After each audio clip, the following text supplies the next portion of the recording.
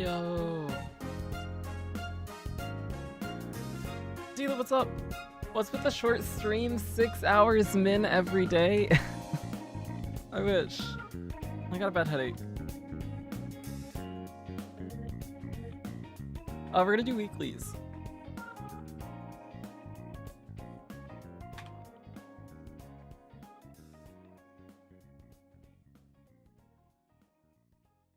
And we have to spend battery on the ult account too.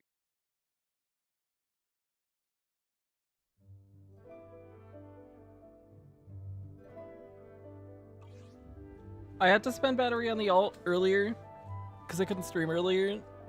So we did 60 battery of attack certification seal things.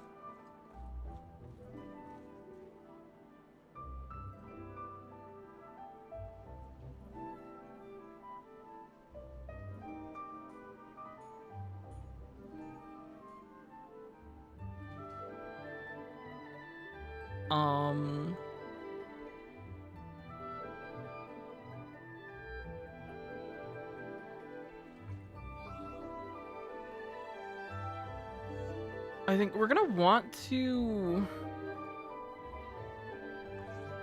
do expert challenges for Evelyn soon as well, because I don't think we've touched that at all.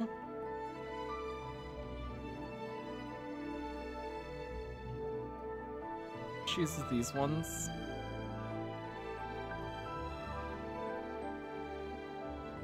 Oh, I thought I'd mentioned that when we were in BC. When me, you, and Glint were hanging out.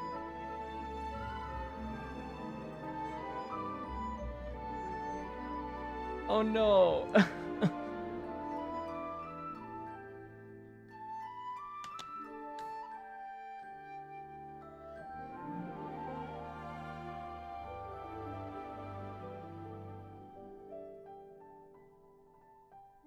Were you able to get most of the stuff at least?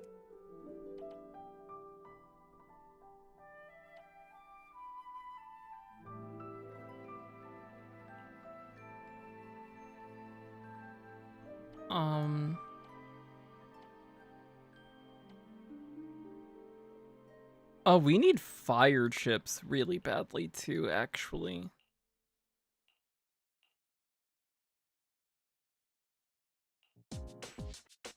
Okay, we need 7 more.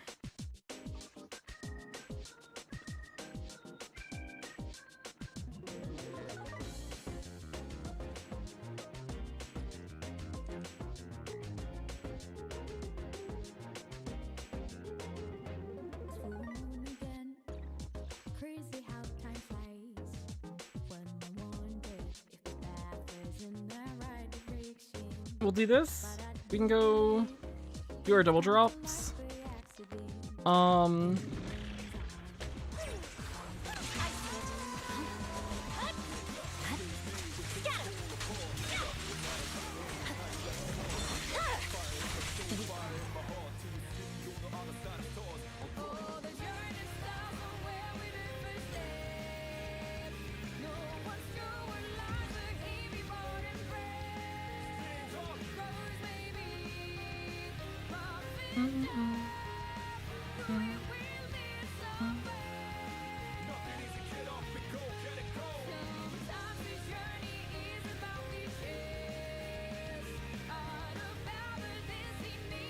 Okay, we can chip the rest of our way there. We don't have to worry about engine, because we're going to run around Mercado. We need fire chips, and we need expert challenges. Let's go do routine cleanups.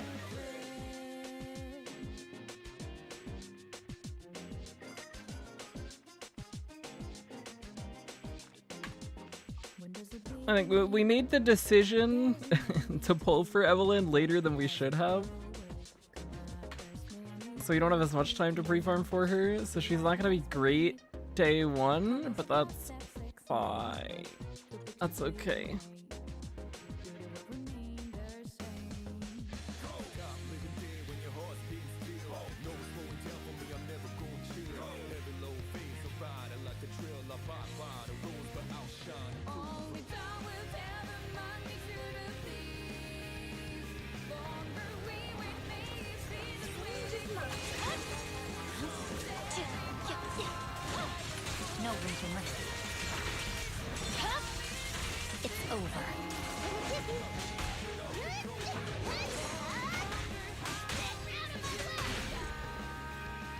Have to get caught up on the Archon quest today for Primos and then explore 80% of the map. Jesus Christ. I didn't realize what the requirements were for, but that's very high. Why is this HP?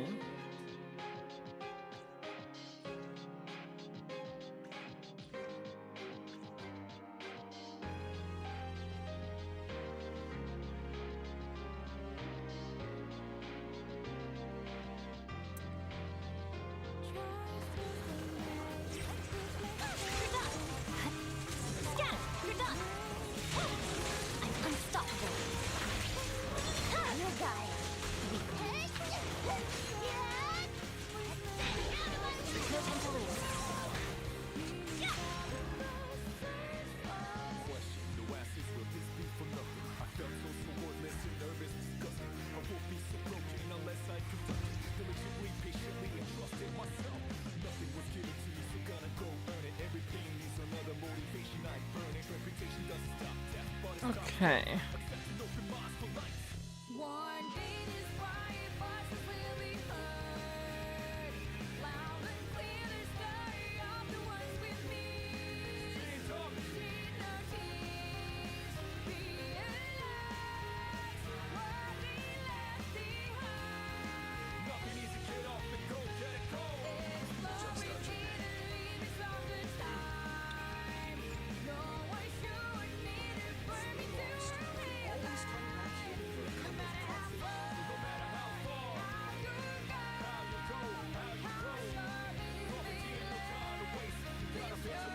So now we're just gonna spam these.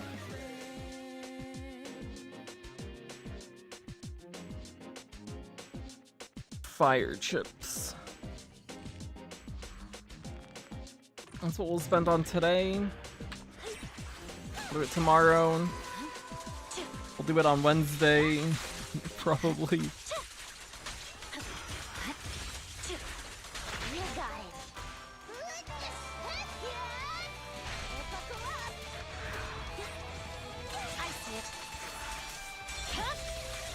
Kevin, what's up? What? We need Pompeii, yes? For Evelyn? I think it's Pompeii. We don't have any weekly nuts done for Evelyn yet.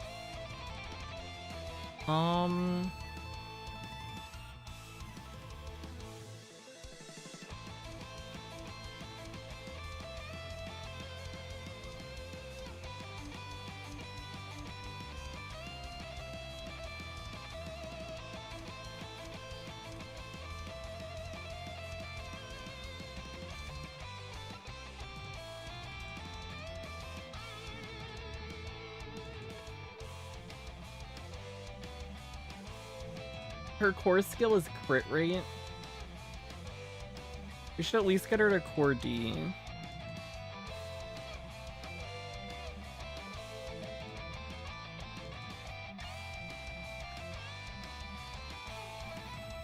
So we want to do 3 expert challenges. In that case, we'll do 1 today. We need another hour to get the battery to do it. Hey, what's up? How's it going? Because the HSR is Friday? Yeah. There's a small chance we do it tomorrow night. There's a probably very small chance that we do it tomorrow night. But there's a chance. Because Wednesday will be Evelyn Day. I won't be able to stream until night tomorrow.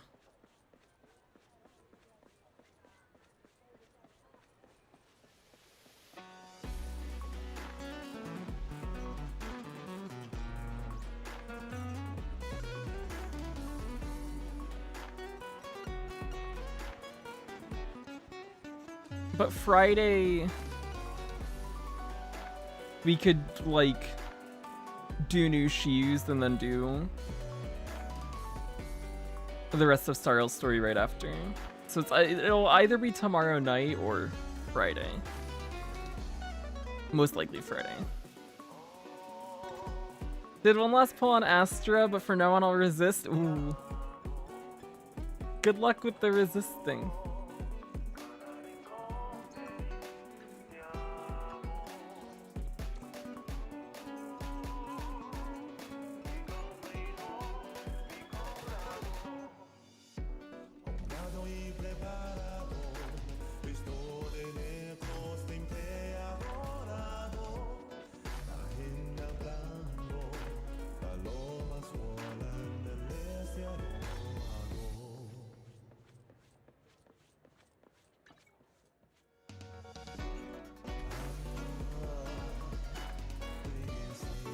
Yeah, I think the next stream that we do, we will just go through to the end. The next time that we do touch Starl's story.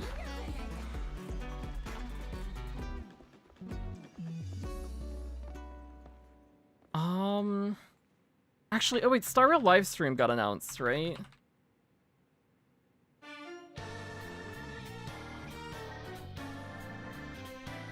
That's on Friday. Oh, maybe we should do it tomorrow night so that we finish it before the live stream. Okay, maybe we do it tomorrow night.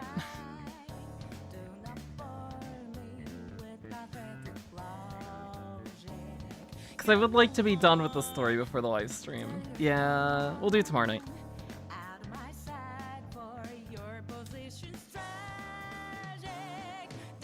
And then we can watch the Star live stream and then we can do shoes on Friday. High chance I get M1 Ambi while chasing Pulchra dupes. I actually haven't looked at Ambi's Mindscapes at all.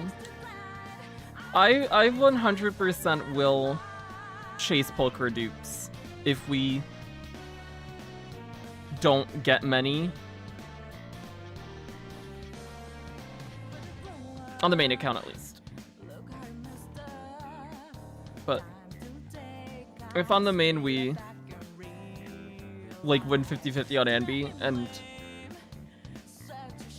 are missing Pulchra dupes, we'll keep going.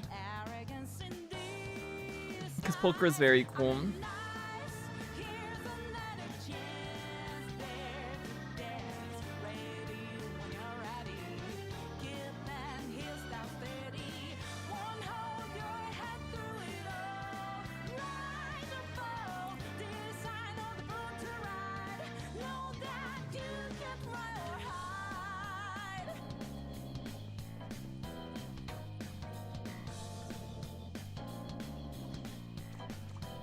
We have to play Soul Hounds.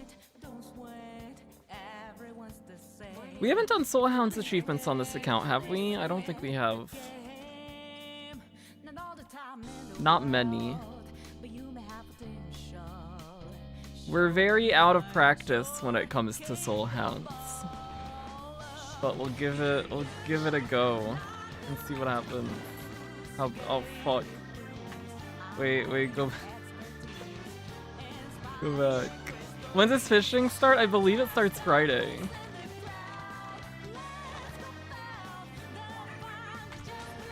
Oh fuck, wait, go back. We're very, very out of practice when it comes to Soul Hound, so jeez.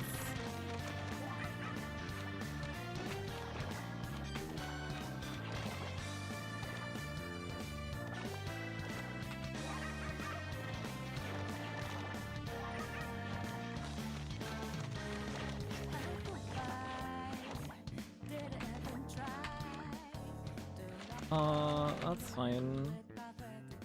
I guess. Sure.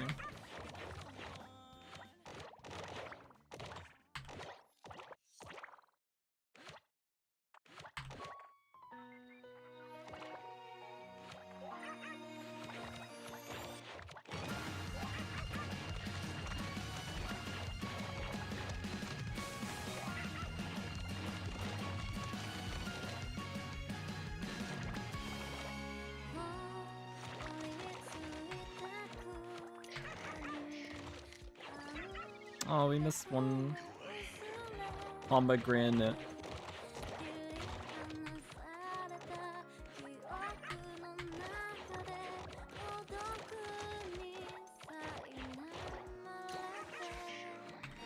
Oh, we got shield.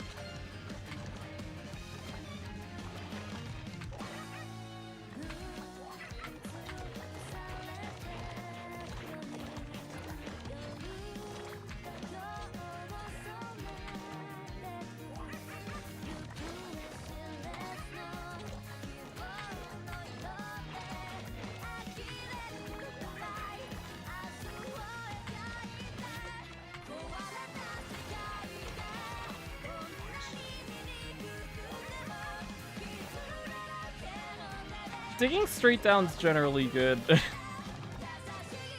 Going down is a good thing.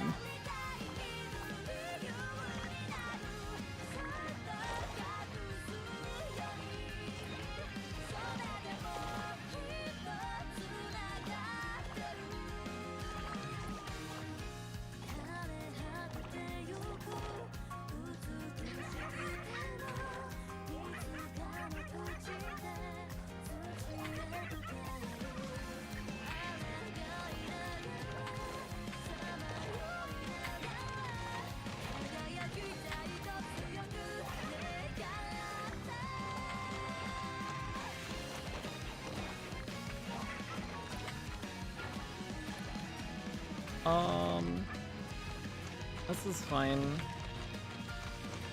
Unless we get lasered. Okay, well, we had shield.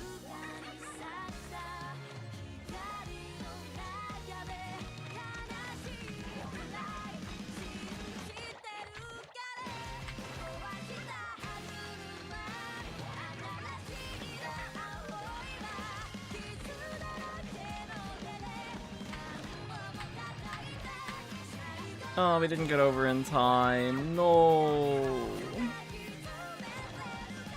That's unfortunate.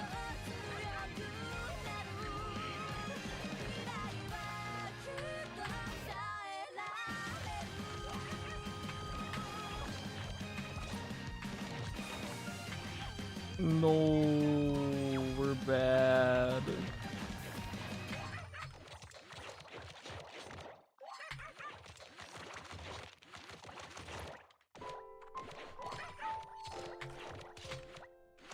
Oh, we're bad. Oh no, it all fell apart. Everything's terrible.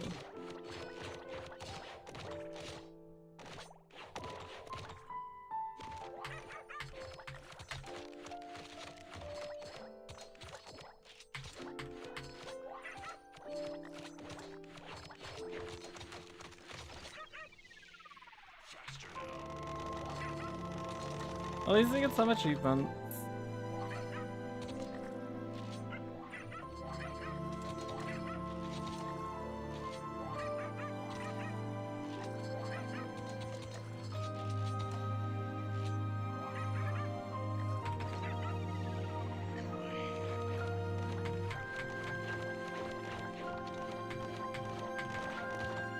Oh shit.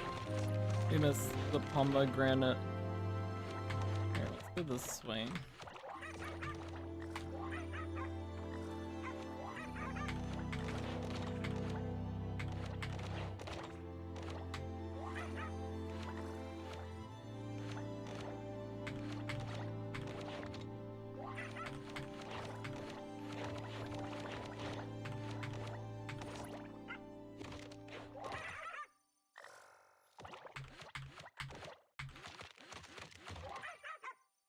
Let's grab this, because we can. Oh shit. We're bad!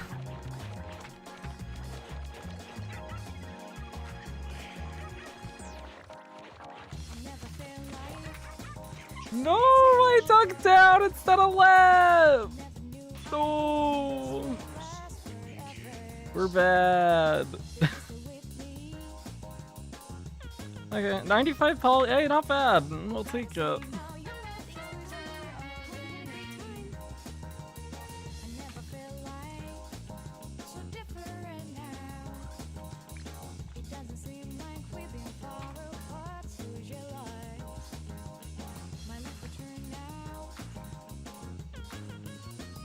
Doing the fishing event just to get the echo is way too hard.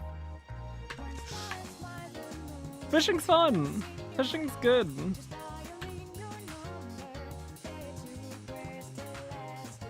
Okay. Let's actually grab our things. We have mail.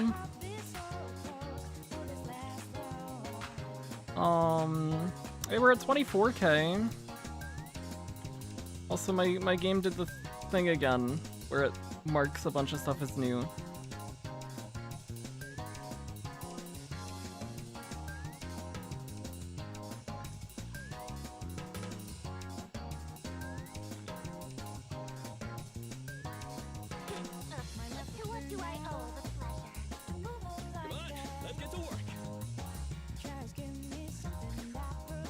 Oh, we got Anton M1. Oh, we did standard pulls last time.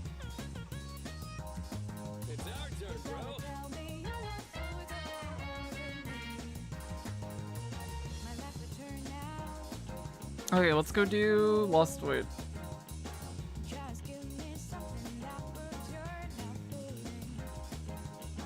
If I play on PS5, can you still log into my account? As long as it's like tied to a Hoyoverse account, then it should still work. Yeah.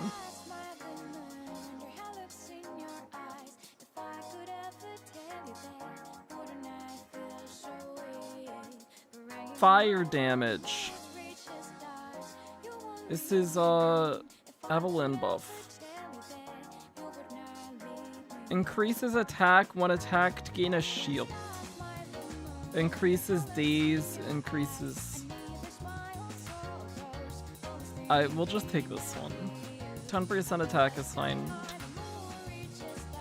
That's fine.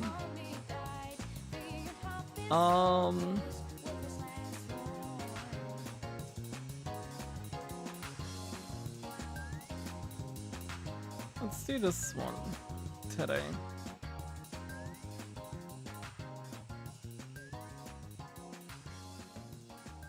Did Lost Void without Ellen for the first time and it felt so different. I've done Lost Void with Miyavi, Billy, Ellen, and Yanagi.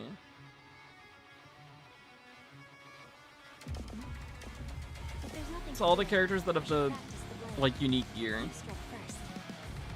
We did Yanagi on this account, but I haven't played Yanagi on my main account actually. We need to go back and do trial Yanagi stuff at lower difficulty so we can get her gear unlocked on my main account, because that's one of the things I'm actually still missing.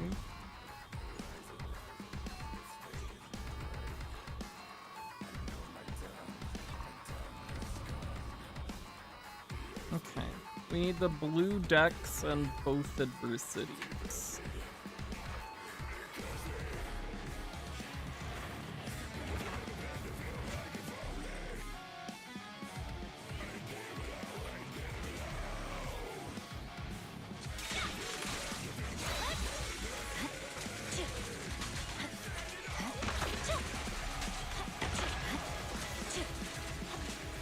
The buff selection this time isn't great. Yeah.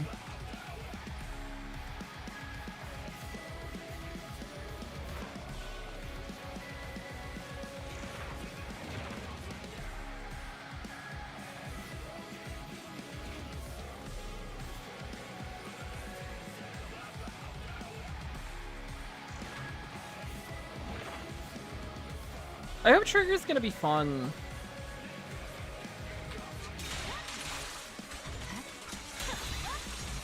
We're supposed to get beta update this, like, later this week, I think, is what was said. I don't remember. I could check the week sub. But it'll be interesting to see what happens to Trigger as the beta progresses.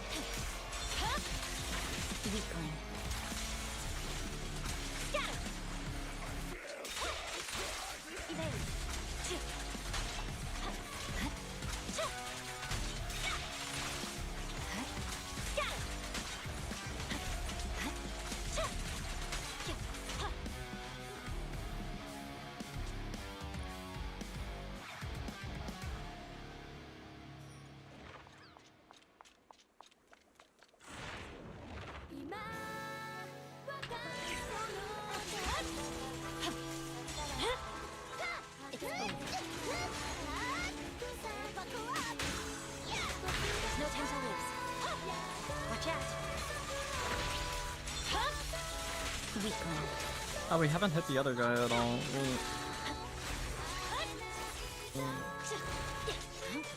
Victory, the only option. I didn't want to ult in that direction, but I guess that's okay.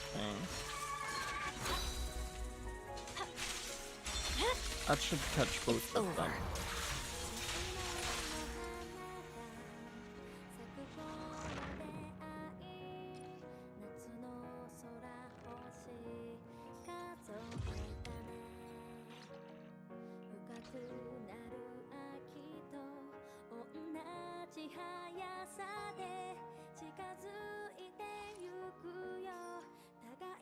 Let me go this way.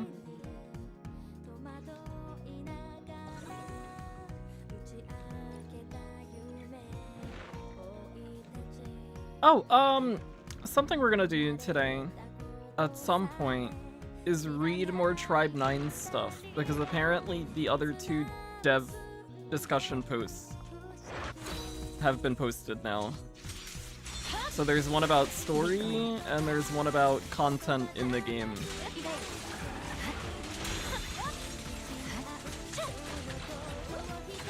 so we can read that and see what that's like. I'm unstoppable. My blade.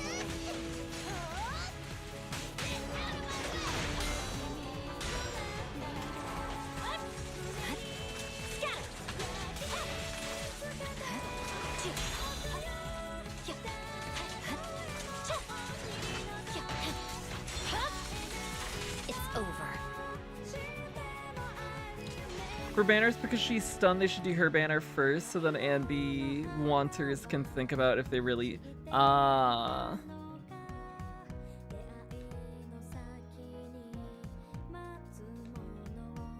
we didn't need either of these, did we? I don't think we did.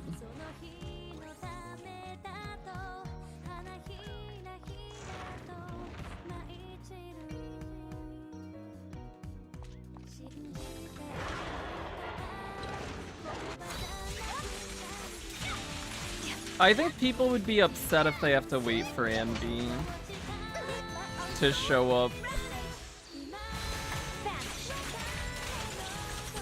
Purging slash.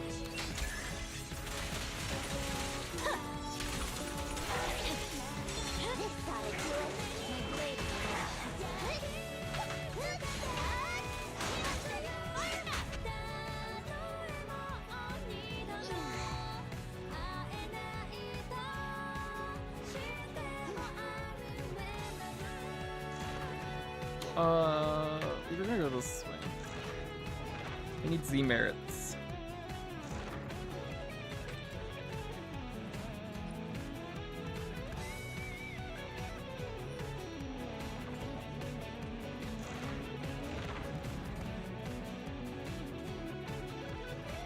I think it depends on what they change about her.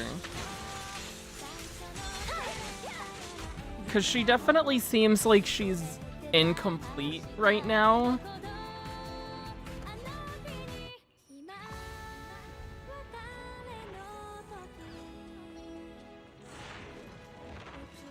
But it is... There's a bit of a weird spot where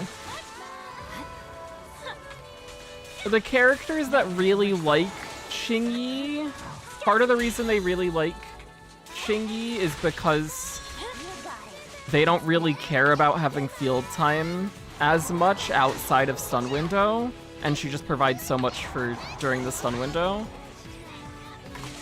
Whereas Trigger's the complete opposite of that,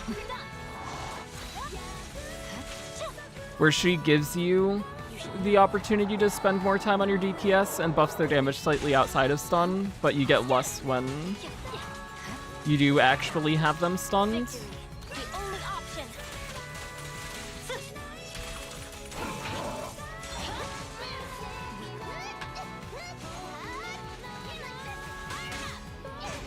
And I think the downside that comes with that is all of the characters outside of Anby that don't that would value having more field time. So I guess it's basically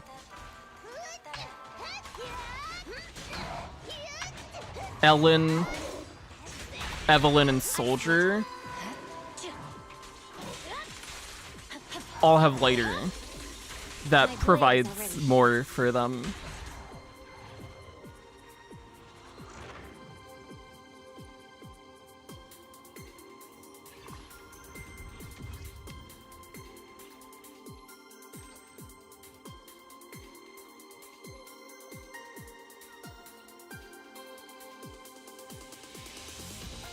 So it seems like right now Trigger's only really going to be great with Anby, and even then,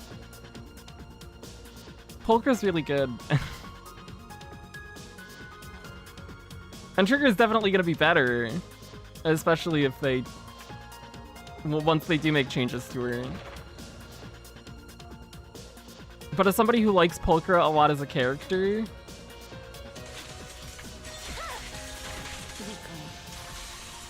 unless I really like Trigger from the story,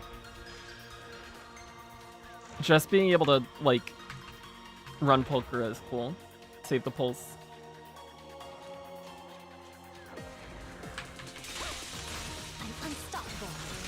But they're definitely gonna make trigger better as the beta goes on.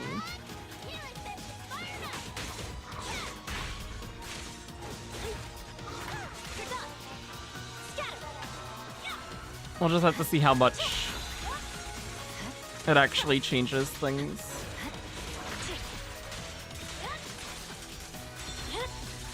It's over.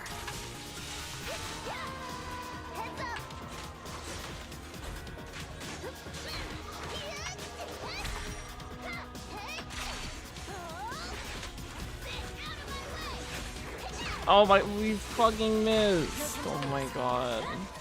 Oh, you're dying. Yeah, I mean, how are you almost dead? What the hell happened? Weakling.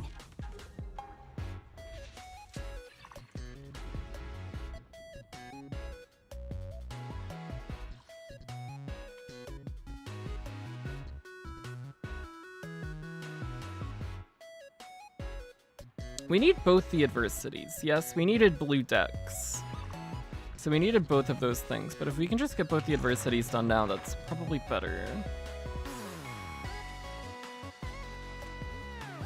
Well, I guess either way, it's gonna leave us with, one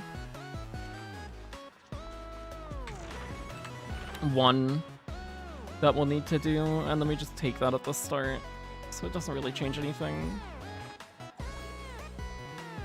Assuming we can activate all of these, which we might not be able to do. Do we have any anomaly gear, actually? We don't. We don't, or not gear, Rizonia. We don't have any. It's a little concerning. Let's buy this. We need 4 anomalies now.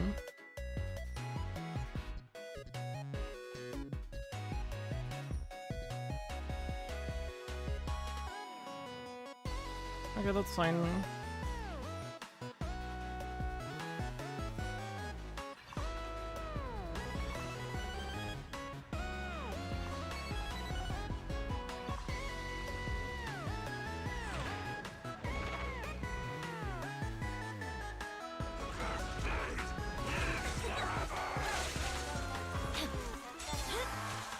My blade is ready.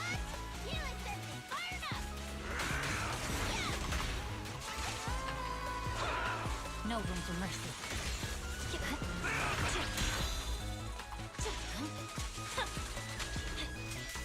But hopefully, Trigger will be in a cool point when the beta doesn't, even if I don't end up going for her.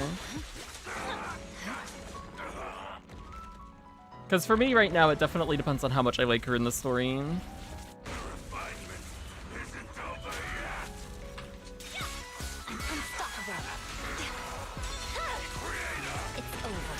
And I already like Pulchra quite a bit, so there is some competition there, for sure.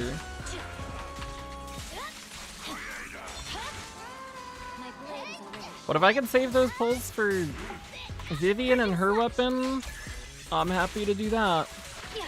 That's cool.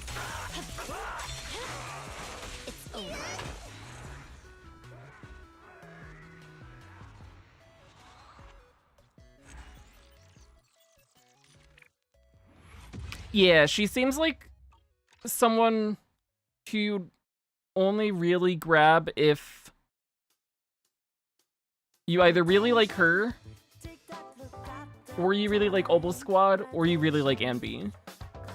And you just want the best out of your Anby team.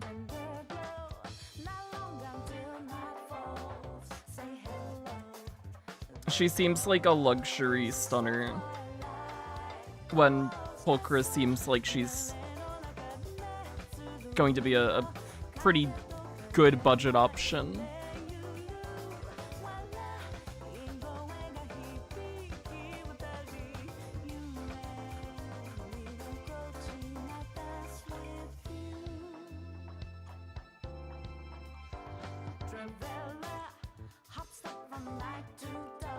But there's also a good chance that I guess it also would be the case for Pulchra, but there's a good chance both of these off-field stunners end up gaining even more value over time, depending on how much they lean into characters benefiting from additional attacks or characters that just want a stunner who applies daze from off field.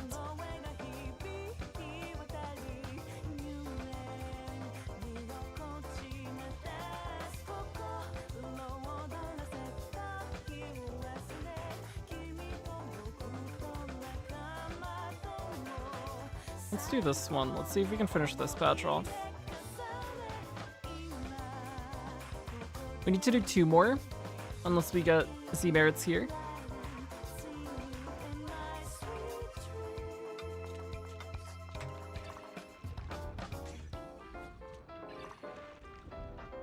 We need blue adversity. Okay.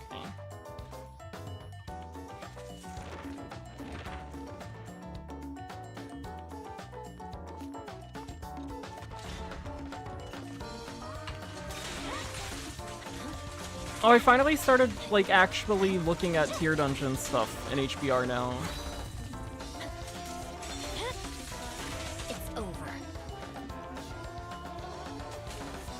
I started looking at it last night because I just like today had a bad headache and basically just spent last night in bed because I didn't want to like do anything or move around. And then ended up taking the time to look at tier dungeon stuff. And I think I figured out what team I want to run and what my limit is with where we can get. How much stuff we can get. Wesley! Wesley, hello! Eating pasta and fish. I hope your pasta and fish is good. Can't wait for Anby to unbrick my poor account. Anby's gonna be crazy. Anby looks really good. We got a DA showcase of her like 2 days ago.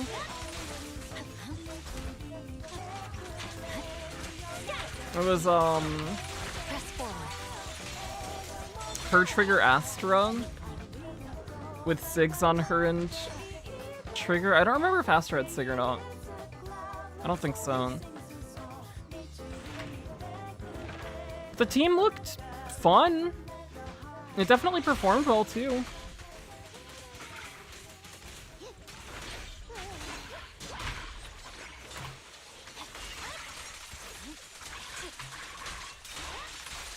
I think I'm gonna be a big fan of Ambi's playstyle. She looks like she's a lot of fun.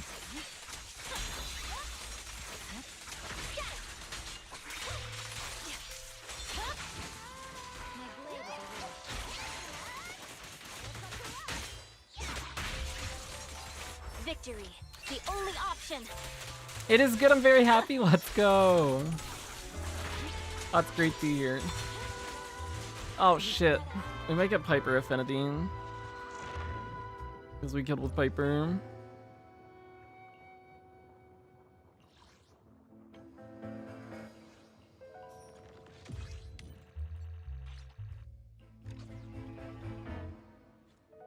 Oh, apparently the drive disc set got changed too. The Ether Anomaly drive disc set is now...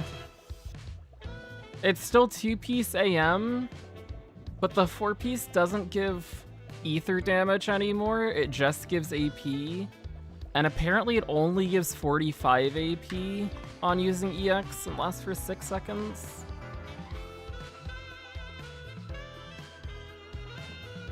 Which seems kind of bizarre. I feel like that's not right. I feel like it's gonna get changed again.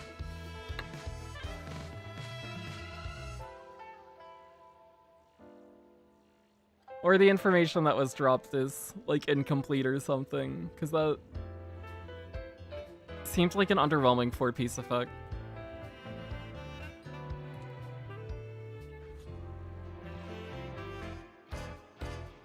I'll go this way.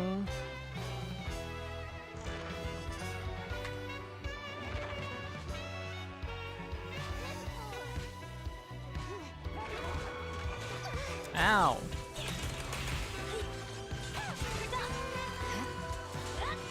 I'm unstoppable.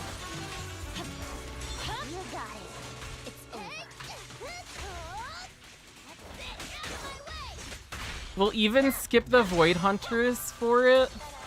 What we need is we need Nicole to become a Void Hunter, and then she gets a 5-star Ether Anomaly version. There's no time to lose.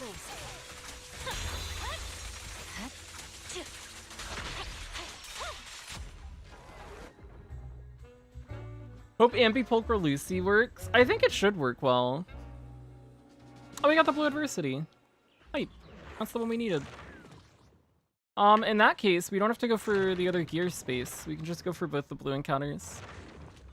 Oh, well, never mind. We don't have a reason to go for the other encounter space either, because that gets us our Z-merits capped for the week.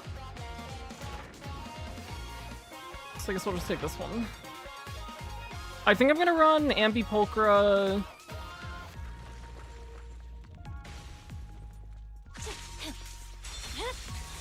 It's over. Caesar? I'm unstoppable. Scatter. Heads up. I don't know. I don't know what we're doing. My blade is already sheathed.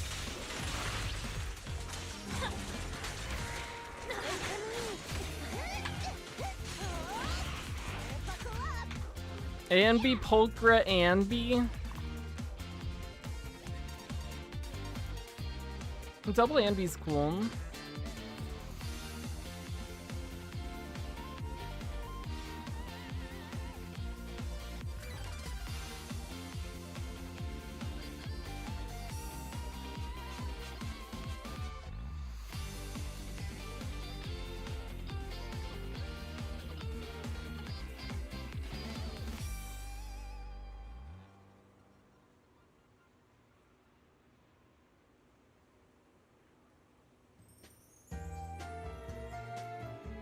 But I don't know what I want in the third slot. Because I feel like we're going to keep Astra with Evelyn.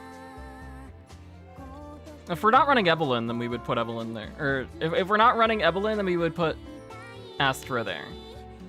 But if we're running Evelyn, then we're going to keep Astra with her.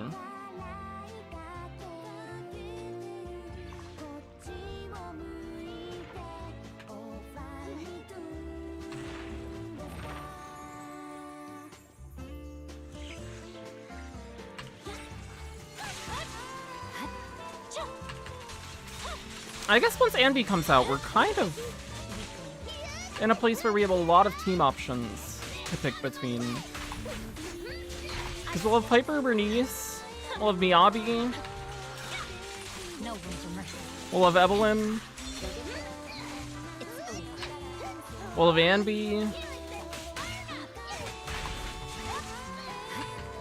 we have DPS Okaku.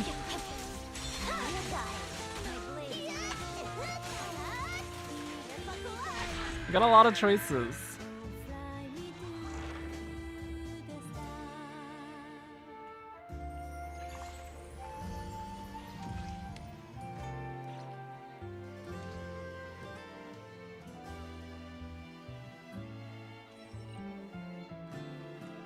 I'm interested to see how Ambipulcra Trigger stacks up. I think that's the only double stun team I'd be interested in.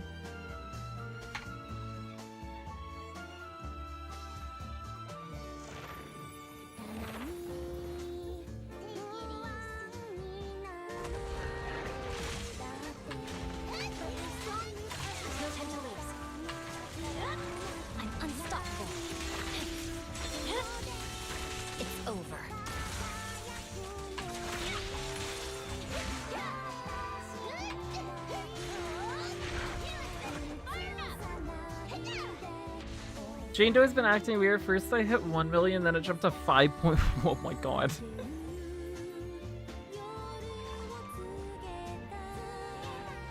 That's a big jump.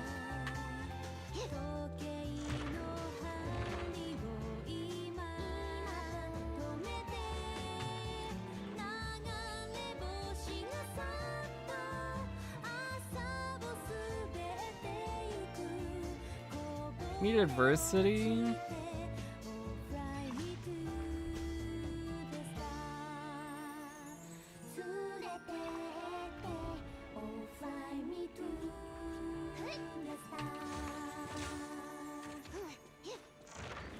Oh yeah, Hollow Zero effects can definitely make things look bizarre. That's true.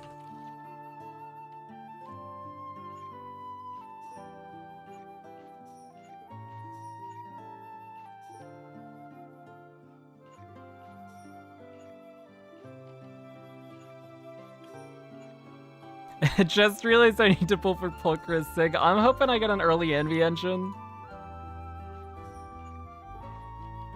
Because I'll definitely toss a 10 puller to at W engine banner.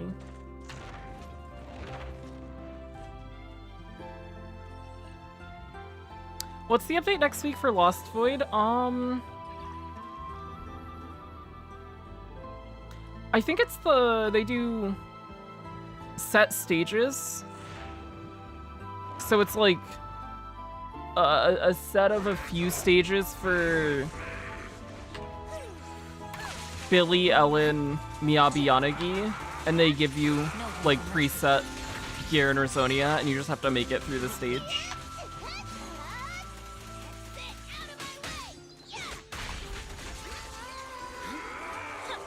If I understood it properly from the special program, it's something like that.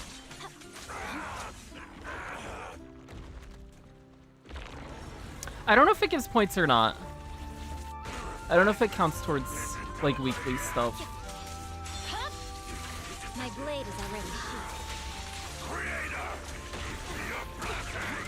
sheathed. No matter what M6 mommy box will come. I believe in you. No room for mercy. I'm cruising now.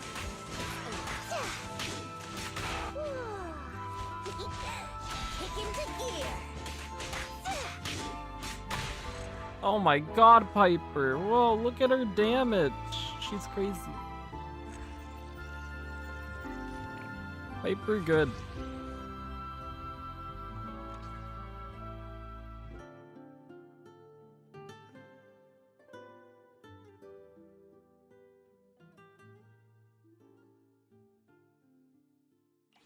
Okay, that's... Is badge done?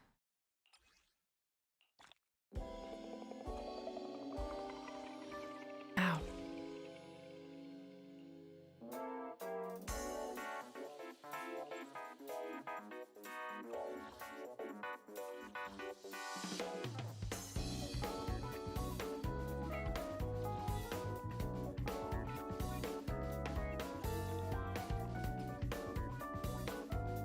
Oh my god, look at all those Dannies. We're gonna go fight Pompeii. For Evelyn.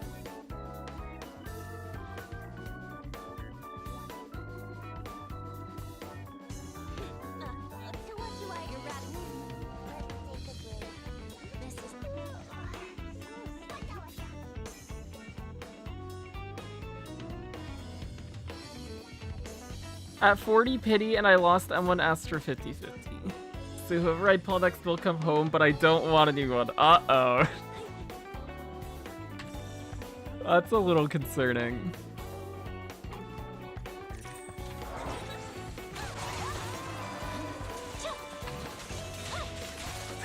Being on guarantee and chasing A rank when you don't particularly care about the S rank is not a fun experience. That's for sure.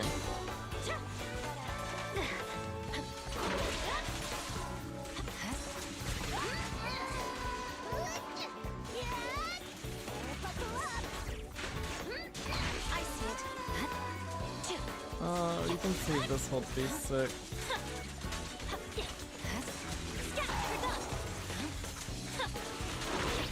You should move.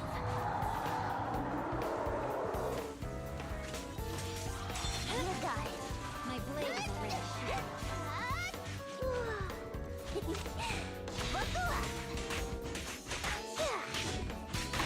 Victory, the only option.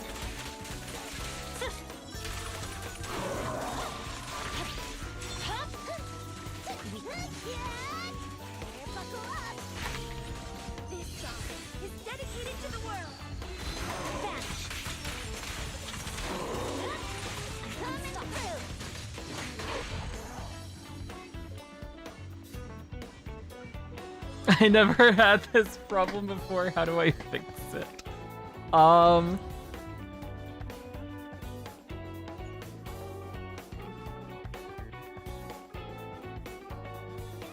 I think the best way to fix it is to start liking one of the characters that are coming up soon.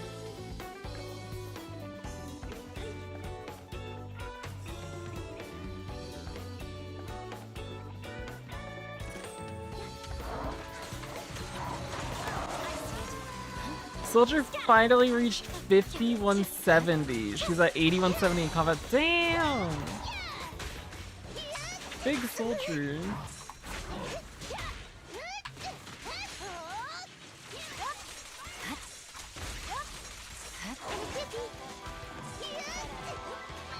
There's no time to lose. It's over. You're done. No room for mercy.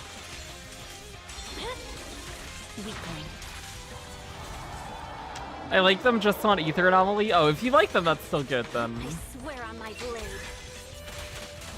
The Ether Anomaly will definitely come. And when they do come, you'll get them early. I'm cruising now.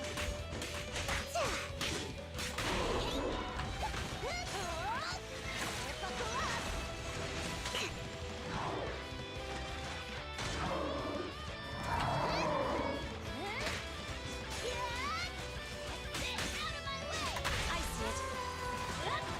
I'm unstoppable.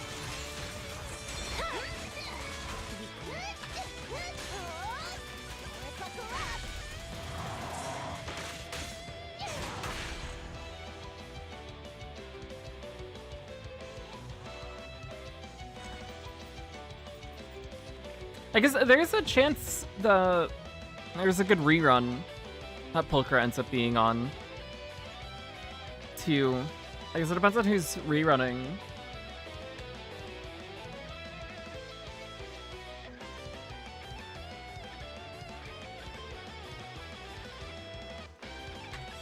Because it would be cool if we get like a Sons of Caledon rerun with Pulchra. Because she's joining Sons of Caledon. It makes sense. Zhu Yuan, disgusting.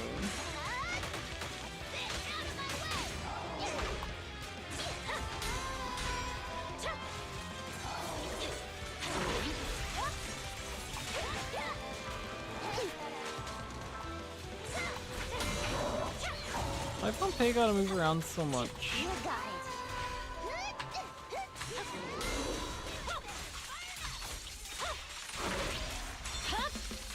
Don't get hit. Zhu Yuan, my beloved. Disgusting. Yuck. There's no time to lose. Scatter! Purging slash! Yeah.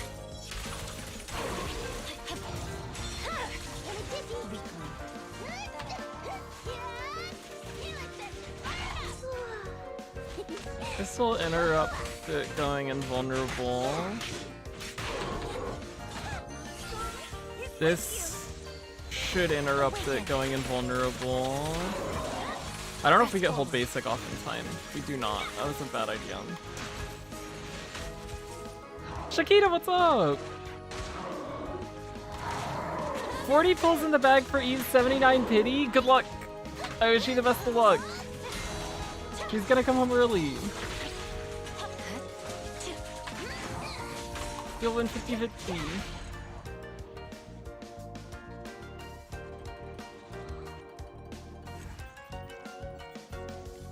I'm very excited for... It's not too far away now, too, which is nice. Only problem I have with Zhu Yuan is I just hate her playstyle. I feel that. Oh, we didn't grab our rewards.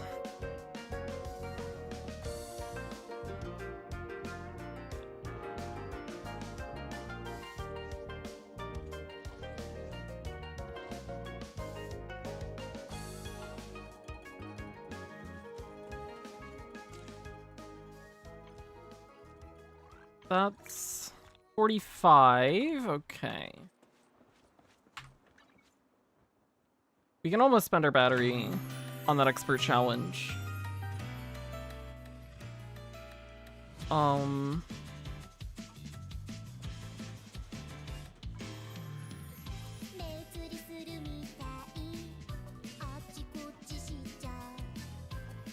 we have standard pulls.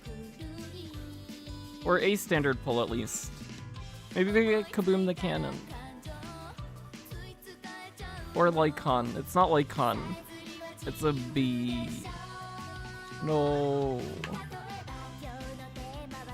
How was the new DA? On this account, we 8-starred. I think the plan on this account, I've decided we're gonna pull for Evelyn here.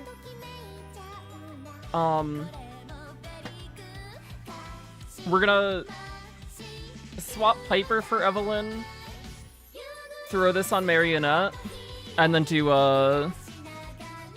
Miyabi Piper Sokaku on Butcher. The Miyabi team will have no trouble 3-starring. I'm hopeful that we can get Evelyn to a point where we can 3-star Marionette before it goes away. We have made the decision to pull for Evelyn on this account later than what would have been ideal, because we kind of just decided within the last 2 days. So the pre-farming for Evelyn has not been great, but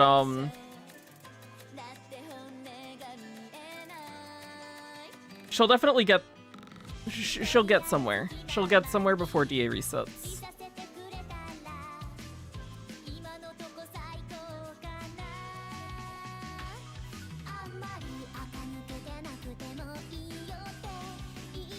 We got the time. And even if we don't 3-star Marionette and get to 9 stars, we're getting all the polychrome, and that's what matters. That's the big thing. Evelyn uses these, right? I believe. Let me check again and just make sure. Yes.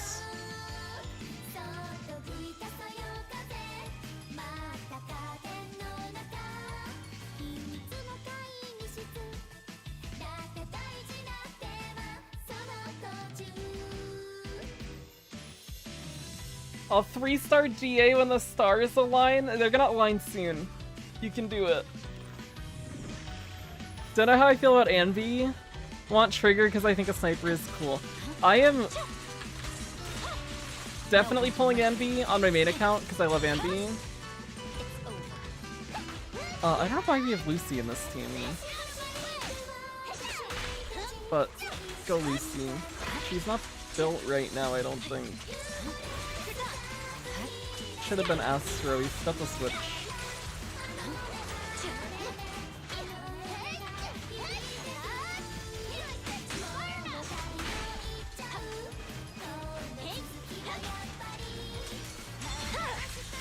My blade is already sheathed.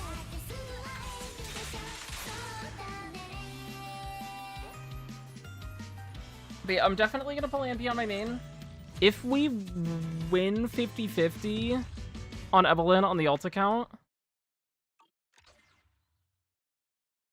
there's a chance we might go for Anbi as well on this account. I was initially not considering it at all because we already have Haramasa Good day, Proxy. built and we're using him.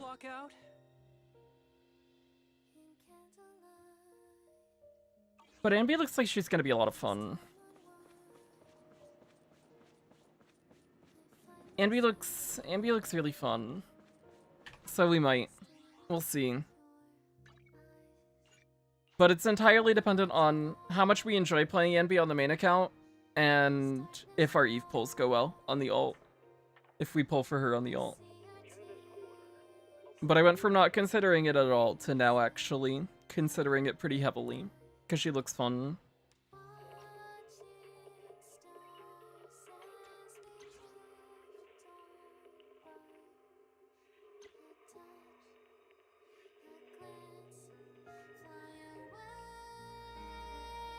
Pre-farm for Evelyn, Anby, and Trigger. Now I'm farming for Ether Anomaly. Ether Anomaly is gonna be great. Anby's probably my second favorite character in ZZZ. She's great. I really like Anby. I'm a big Anby fan. What do we have to do on this account? This is our main.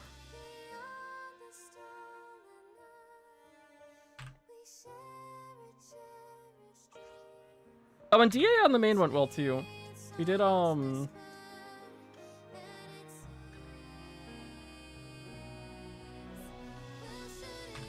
we did these teams. So Piper Bernice duo on Butcher, Miyabi Nicole duo on Typhon, and Sokaku Astra on Marionette. I really like Sokaku Astra, actually. It's been a lot of fun to play.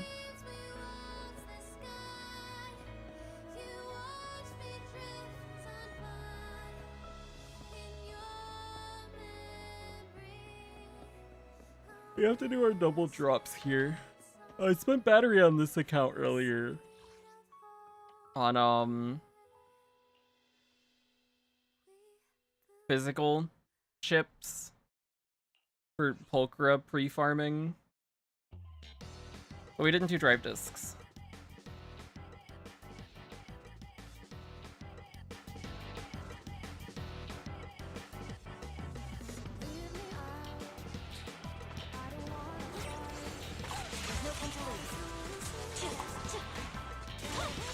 Press forward. It's over.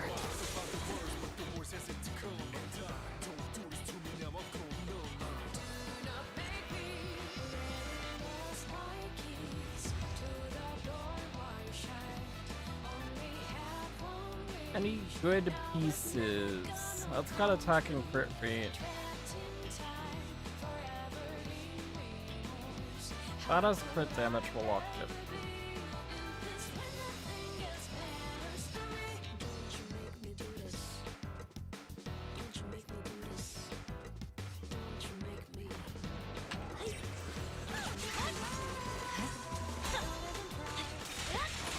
No room for mercy. It's over.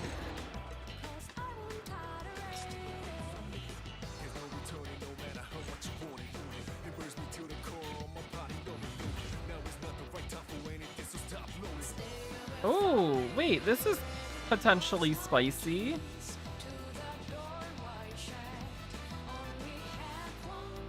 Crit damage attack percent 4-liner on a crit rate slot 4. That rolls well, that could be good.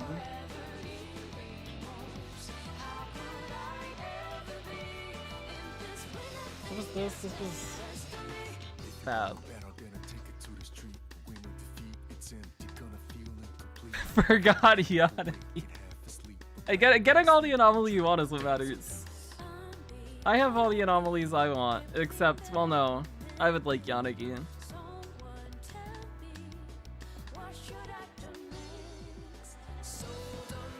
Maybe someday.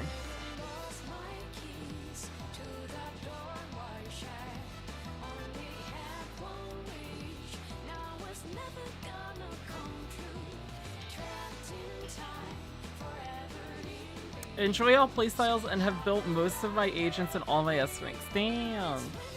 I've still been very focused on a small subset of characters.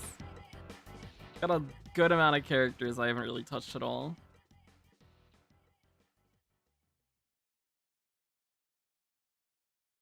I finally Don't just think about it. finished building Nicole. Her core skill's done. Pick me. We got her and I skin. promise you'll learn big.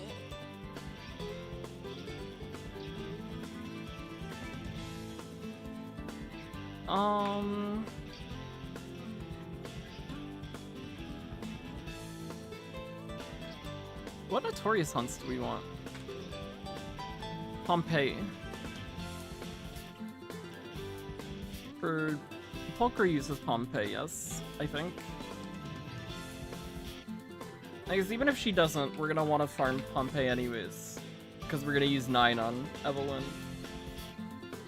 So getting Pompeii back up to the point where we could use it on another character would be good.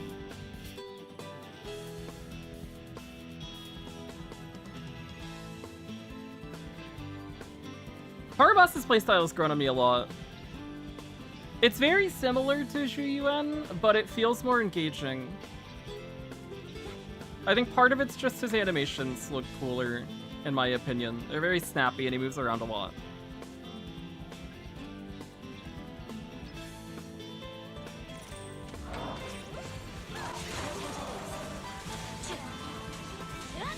I'm unstoppable.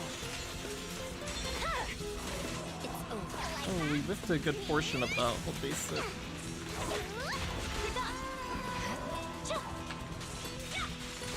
You should know that. My turn.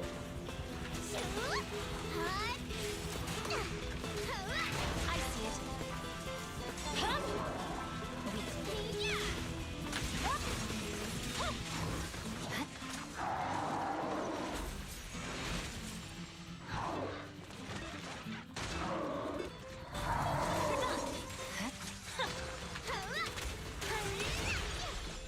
I swear on my blade.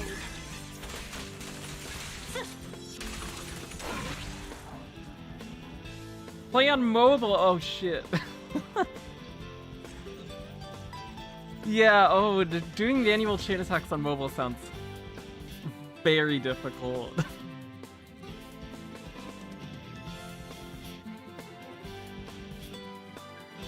Harabasa's one of my favorite. It kind of sucks that he's getting replaced by one of the few characters I like more. That's very true.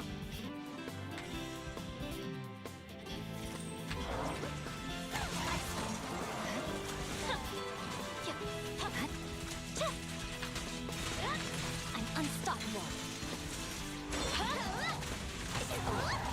Flames will never die. You should know that. My turn.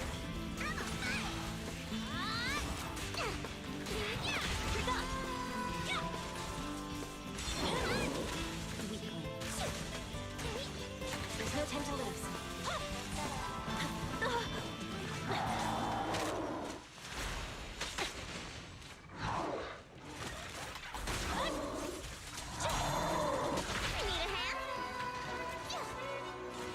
I swear on my blade.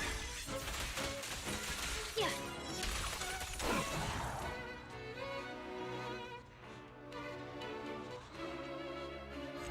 As somebody tries doing manual chain attacks on mobile, I fail combat. I can't play ZZZ on mobile outside of dailies and open world stuff. Combat too hard and the arcade doesn't run. I've been playing a decent amount on mobile, but basically only battery spending when I'm out. That's pretty much been the extent of my mobile play, so it's never any like difficult combat content. Who are you saving for next on my alt? We're gonna pull Eve on the alt, and then after that it would either be Anby or Vivian.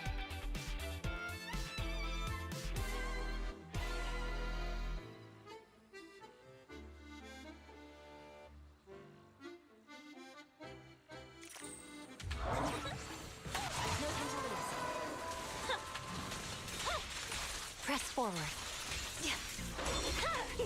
My turn. Blade is already. Isn't it pretty? What? Don't get hit.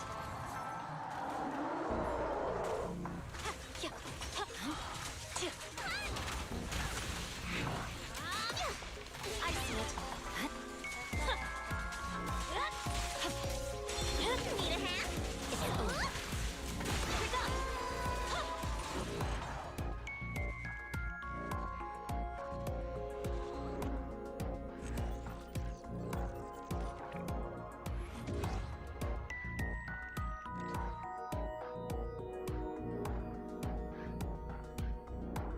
At least that's my thought process right now. I think Chingy would be nice to have for Harumasa, but I don't like Chingy. Or, well, I like Chingy. I just don't like Neps.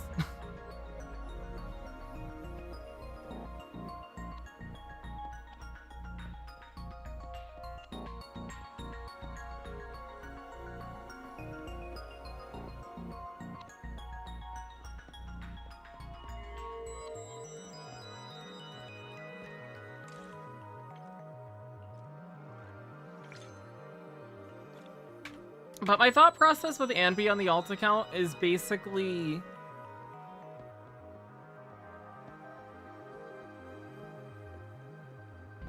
her good teams don't seem to have a lot of overlap with Harumasa or other things that I'm running, because we'd pick Anby up and we'd also get Pulcher at the same time, and then it's just filling the third slot. And we can use Harumasa against anything that's electric weak, and with the assumption that Anby should be stronger, if we have like a DA cycle that has nothing that's elect weak, we run Anby, Evelyn, Miyabi, and we probably have an easier time of clearing than running Harumasa.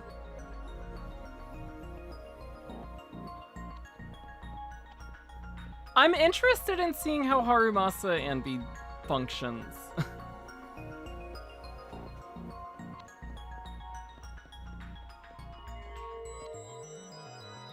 I don't know what the...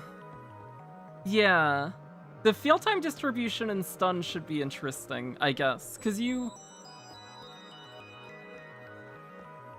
Assuming you line things up properly, right? You could do, like, Anby's additional attack burst that she has. You could do Harumasa's dash stuff. It sounds interesting. I don't know if it'll feel better to play or perform better than like a Anby stun support team. But the idea definitely sounds interesting. Swift is going to pick to laugh at Shiyuan. If I could pick one character to completely remove from the game, it'd be Seth, but Shiyuan is close. If I could pick two, Shiyuan wouldn't be here.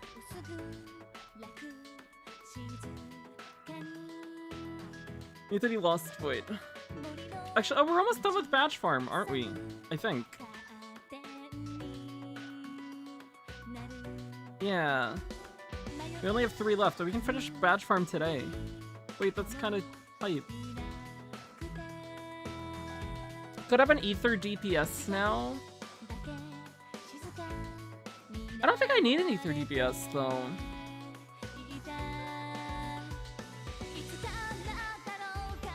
Are there any enemies that are exclusively weak to Ether? I feel like it's always like Ether Elec or Ether Ice. In which case I could run either Anby or Harumasa or Miyabi. And we can just wait for an Ether Anomaly character. Or an Ether DPS that I don't dislike.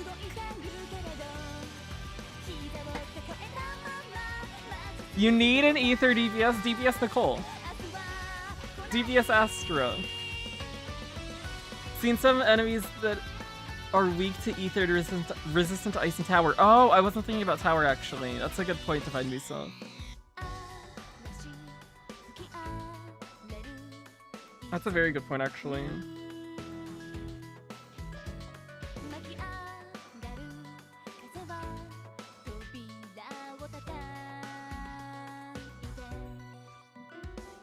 You hate I love Vivian!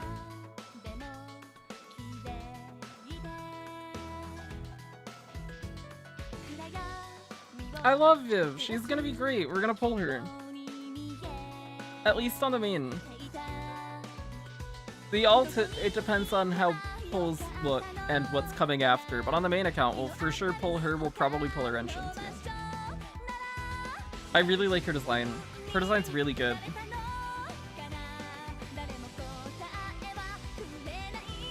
I was a big... I wouldn't say simp. I wouldn't say simp. But a big Bernice appreciator. I think Bernice's design is very good, but Vivian has my favorite design out of any character we've seen so far. She's very pretty.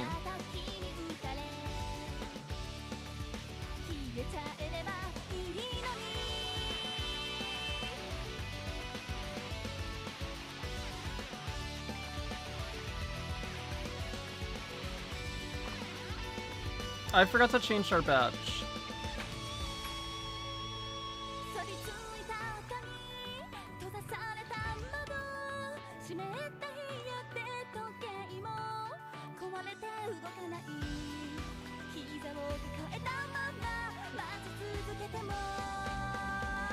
I need this one.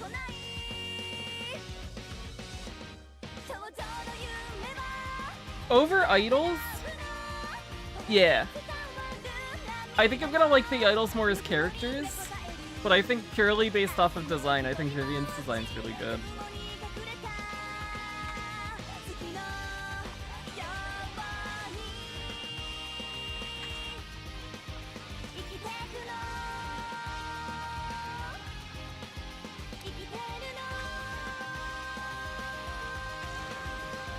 Although I do like the idol designs. I really like the blonde idol. She seems cool.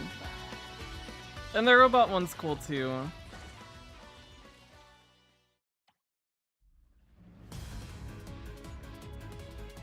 But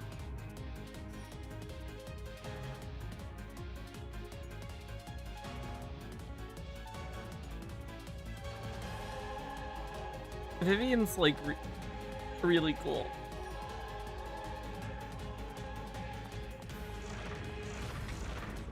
I would go the blonde one, then the robot one, then the black hair one, but I like all of them.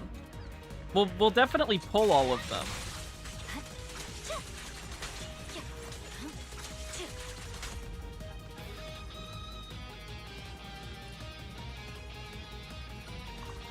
But I think there's a good shot that Vivian is my favorite character in the game. It really depends on what happens in the story with her. But her introduction already has me completely on board. She respects Faithin. She says she's not a fan of us because she doesn't know that we're Faithin. It's a good start. It's a very good start. We need adversity. We're not getting it.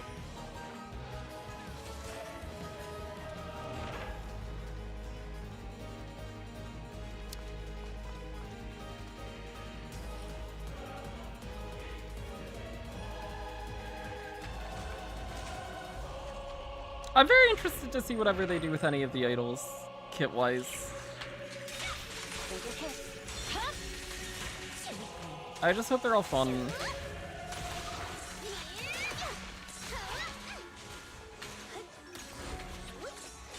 no time to lose.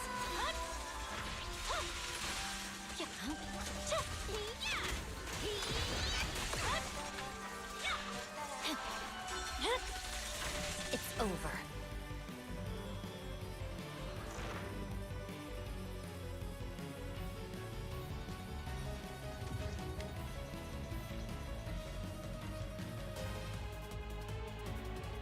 I hope we get Idols 2.0. I hope we get Hugo Vivian 1.7 and then a bunch of idols.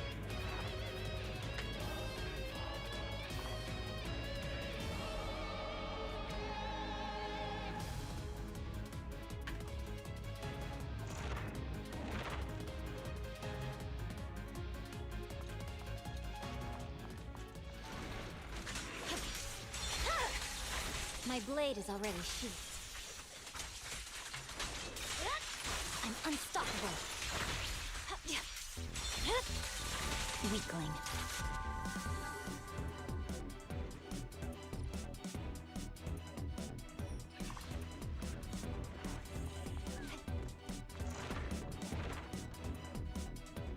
I have a Jane's the best designed character and I don't even like her.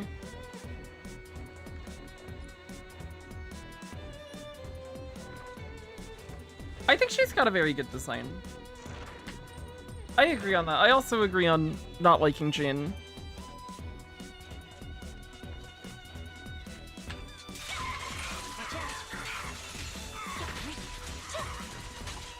I know, I'm definitely in the minority when it comes to opinions on Jane's trailers.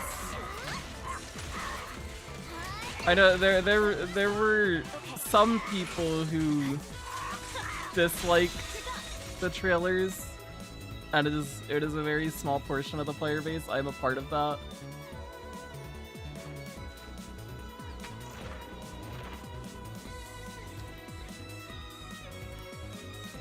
I don't even mind all the Gooner stuff. I just think the things that I liked about Jane as a character were not those things.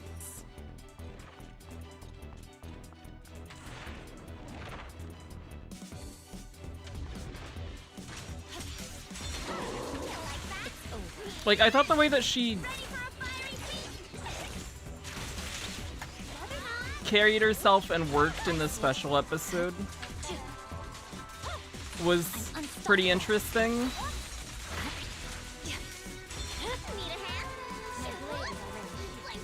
And, like, her charm and sexiness is definitely a part of that. But when the main focus is just that, I lose interest. I would say.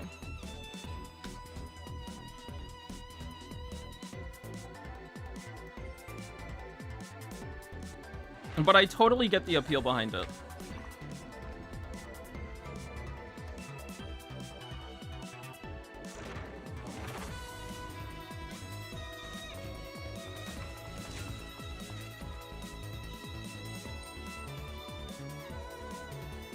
And a large part of my dislike for Jane anyways is just Nep's bias too. And me not liking Neps. So that's also part of it.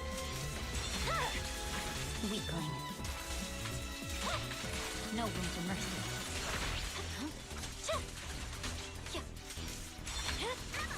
It's over.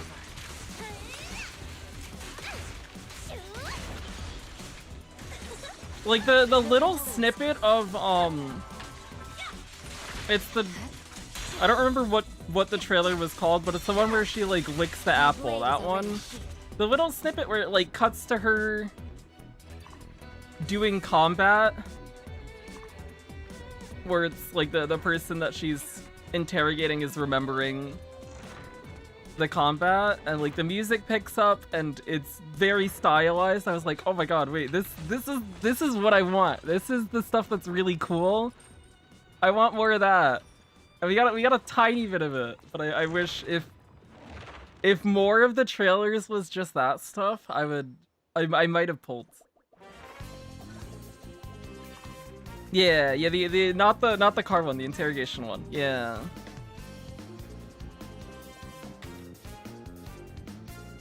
One that starts with her feet in the camera. That one.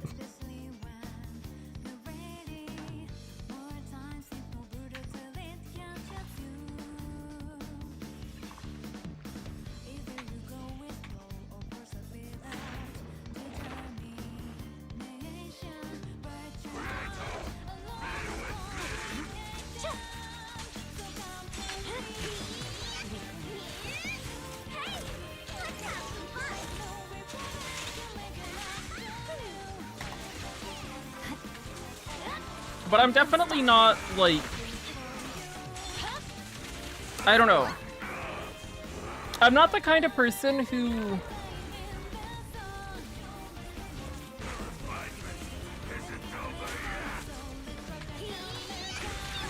plays ZZZ because it's a Gooner game. But also, I don't mind that it is doing that stuff, and I think that if you came into ZZZ expecting it not to do that,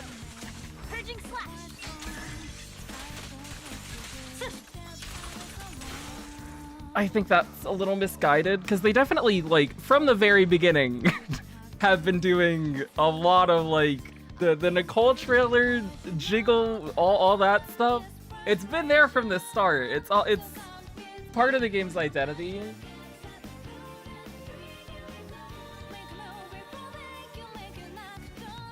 And I think people who say that it's not a Gunner game at all are not being entirely truthful, even if it is less Gunner than some of the stuff that's on the gacha market right now.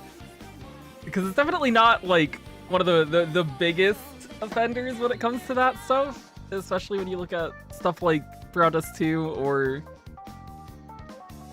the huge amount of 18 plus gachas that are out there.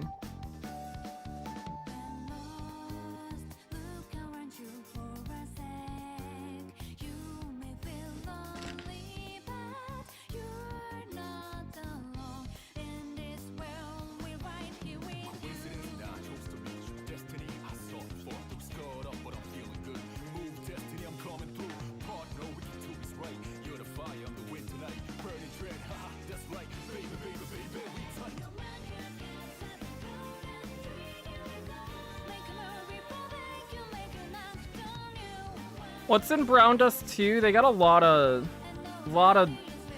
sexual stuff and fan service. A lot of spicy skins, I guess, is a way of putting it.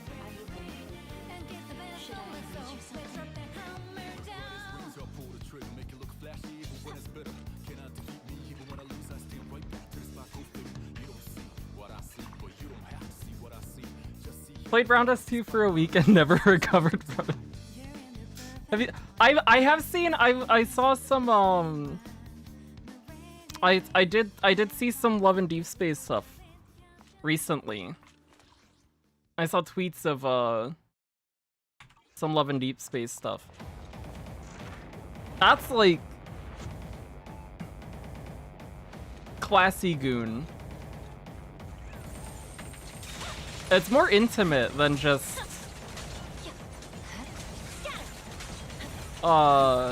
big boobies in your face or something. I would love if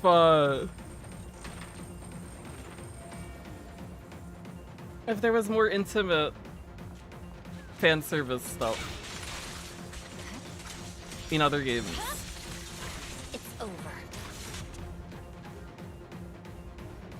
Which is why I must win my 50-50 free.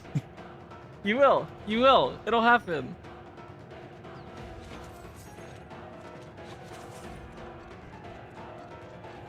Or maybe I'm just saying it's classy goon because it's targeted towards women.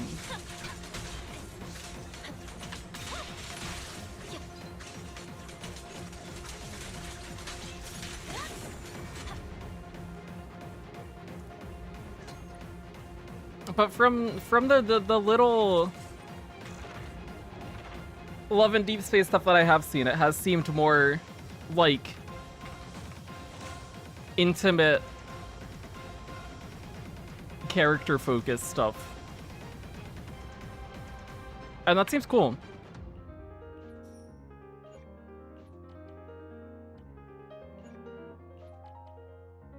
I'm definitely not in the target audience for it, but it also looks very high quality as well.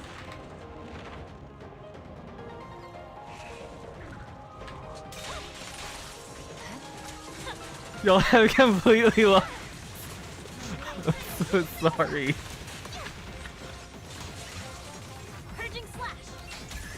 Zenless Zone 0. Oh, look at Miyavi doing damage. Wow, what a good character. Everybody loves Miyavi, right? It's over. I can't think of a single person who does not enjoy seeing Miyabi mow down enemies.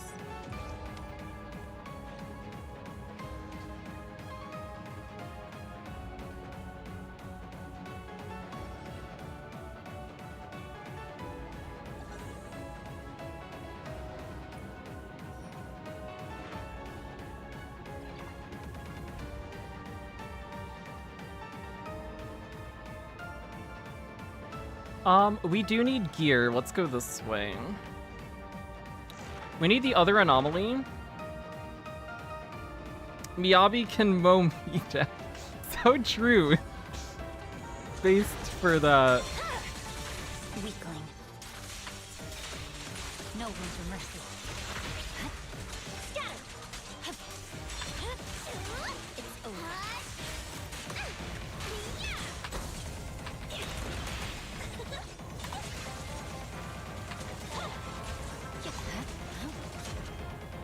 Oh, speaking of, I forgot about Rena.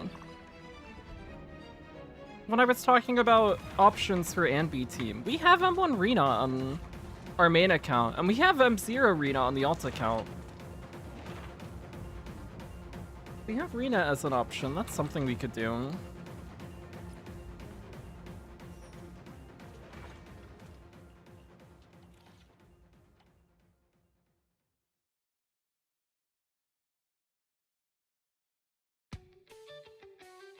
Little sad because I built Anton before Harumasa and now Harumasa before Anby. Oh no. I was planning on building, going into this patch, I was planning on building Kaleda to use with Evelyn and, considering building Harumasa because I've been playing Harumasa a lot on my alt account. So I was considering building Harumasa on my main account. But I decided to wait until 1.6 strip marketing in case they revealed another attacker that I would rather build or another stunner that I would rather build. And then we got Anby Pulchra, so I'm very happy I held up.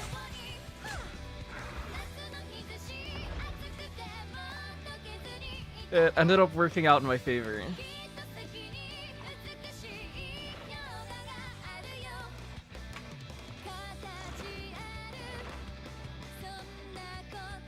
Trailer had a lot of moaning. Yeah, the Love and DC's having a lot of moaning guys does not surprise me. From what I saw, it was a lot of shirtless guys. A lot of shirtless guys and them getting, like, hit around a little bit.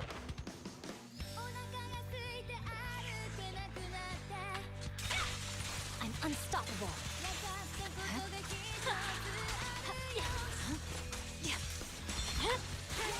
My blade is ready.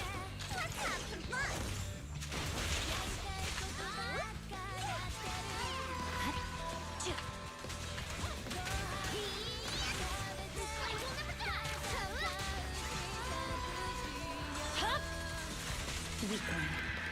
Which I think it's great. I'm not in the target audience for it, but there's definitely an audience for it that also does not get much stuff in a lot of other more mainstream gacha games. Because the waifus tend to just perform better sales-wise, and so the ratio of characters skews that way. So it's very good that there is something that caters towards that audience more, that is actually like a high-quality game that is doing well. And hopefully more companies will see how well it's doing and actually do stuff like that for the people that want it. Because there's definitely a large audience there.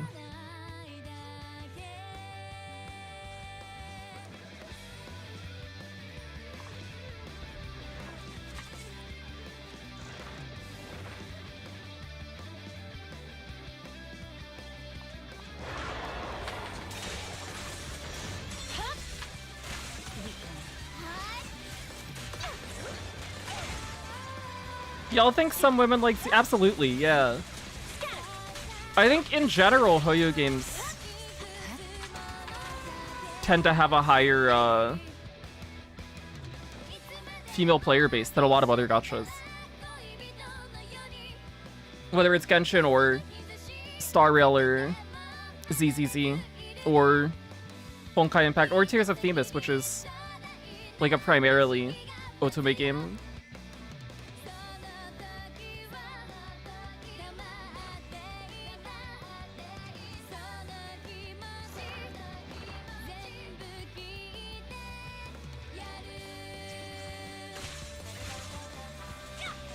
I'm unstoppable. It's over.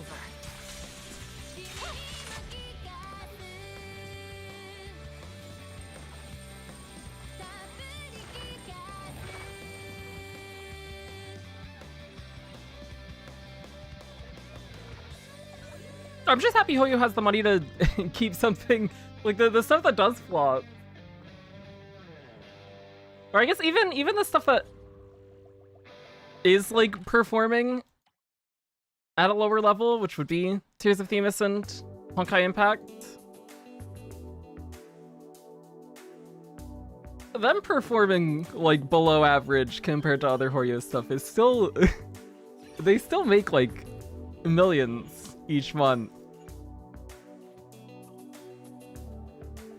But it's nice that Hoyo does just like keep those games going. My blade is ready. Ready for a fiery feast. Because they're very dedicated fan bases for all of their stuff.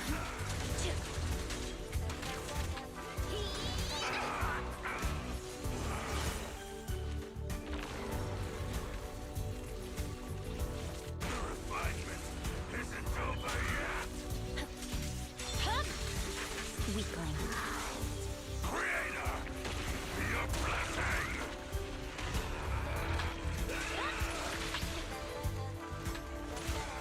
Flames will never pay. Let's have some fun. Victory, the only option. Please, Hoyo, bring Sparkle back. Oh, there was a Honkai Impact 3rd leak warning. If you want to avoid Honkai Impact leaks, there was I don't know how reliable it was, but there was a leak that they're gonna do a Firefly crossover, and Firefly's coming to Honkai Impact.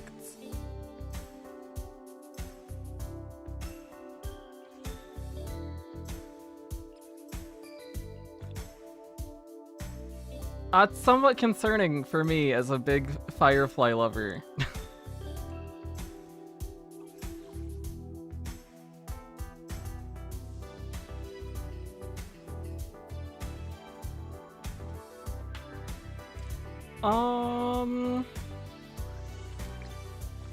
We're done with our Lost Void weeklies here. We spent our battery.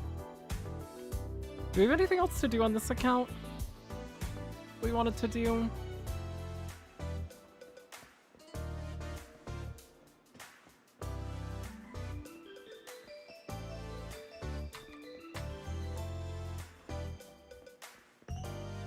ZZ was the first gacha game I got into since Battle Cats. I've never played Battle Cats, but that's been around for a while.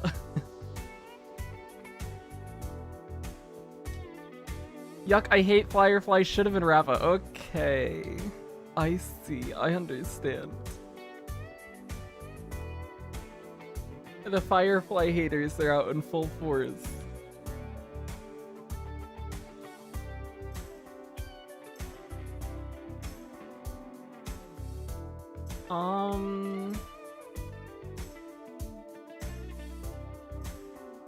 We can go grab some Denny's.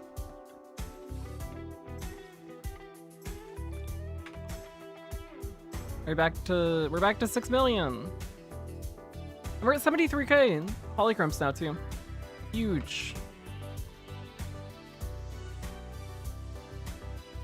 And we're almost at our Lycon.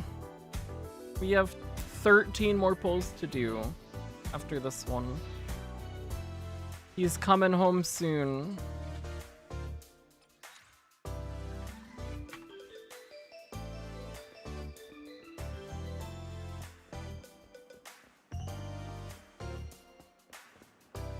What would be the fastest way to get 13 standard pulls? It would be to level these people. That's another 6 if we take all of them up to 30 ascended. Like this, like that, like this, like that, like this, like that, like this, like that. We might do that. It'd be cheap. And then start of March, when the monthly shop rolls over, we could grab Lycon.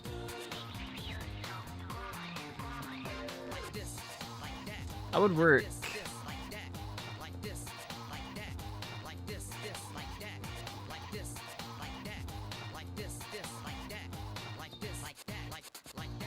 It was after FGO and HSR. Did not know what a gacha game was until I started playing HSR, then did not know what to do, so I dropped. Now I'm playing ZZZ.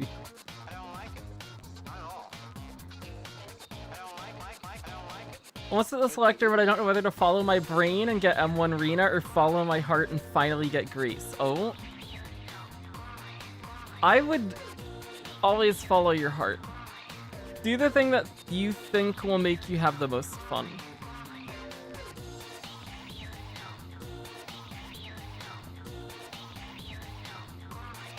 I must ask you, this can brick your account if you don't fix it. Wait, well...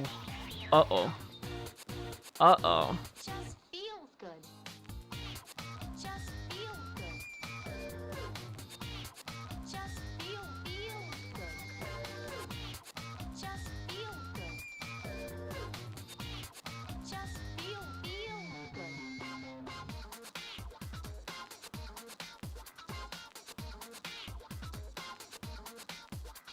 Like this, like that, like this, like that, like this. You must max out Corin. Your rabbit is all Like that, like this, like that, like this, like that, like that. I don't like it, not at all. Maybe someday.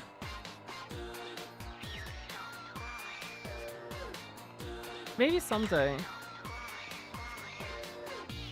Can Rina ever outperform Astra?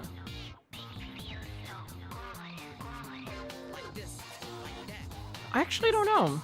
I don't think so.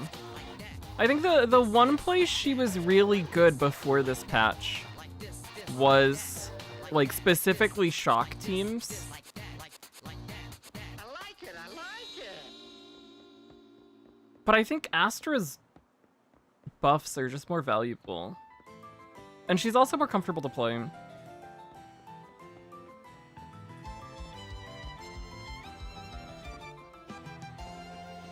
But I also haven't really looked at Rina numbers much, because I don't really use my Rina, and I don't have Yanagi.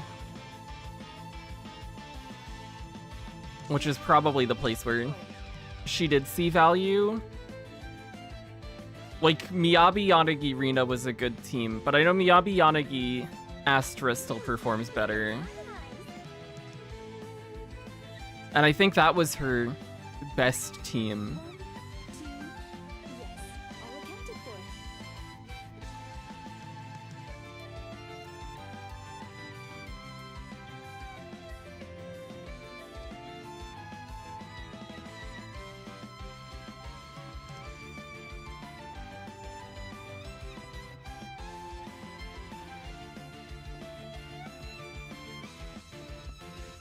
for. Look at that sad little maid, we must save her. Maybe, maybe when she gets, like, a dedicated partner.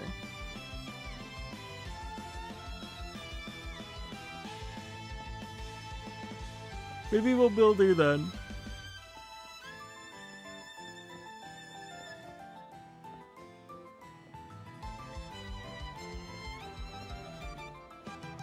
I got a physical character I like too much to play and build Corin.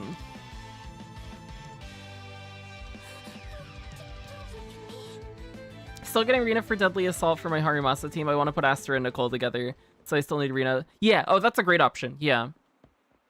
Rina works very well with Harimasa. Especially if you want to use either Nicole or Astra somewhere else. Caesar is that for her? That's true.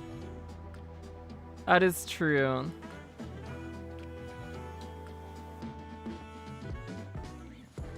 But Caesar's also kind of that for Piper, and then they're also from the same faction. Jane Doe? No. No, I think I'm good. I don't think Jane Doe is the physical character I'm thinking about. Caesar is like a dedicated partner that helps her perform better. Sorry. But if we get another one, maybe. I don't have any desire to play Corrin. I'm sorry. I like Cora though. She's cool.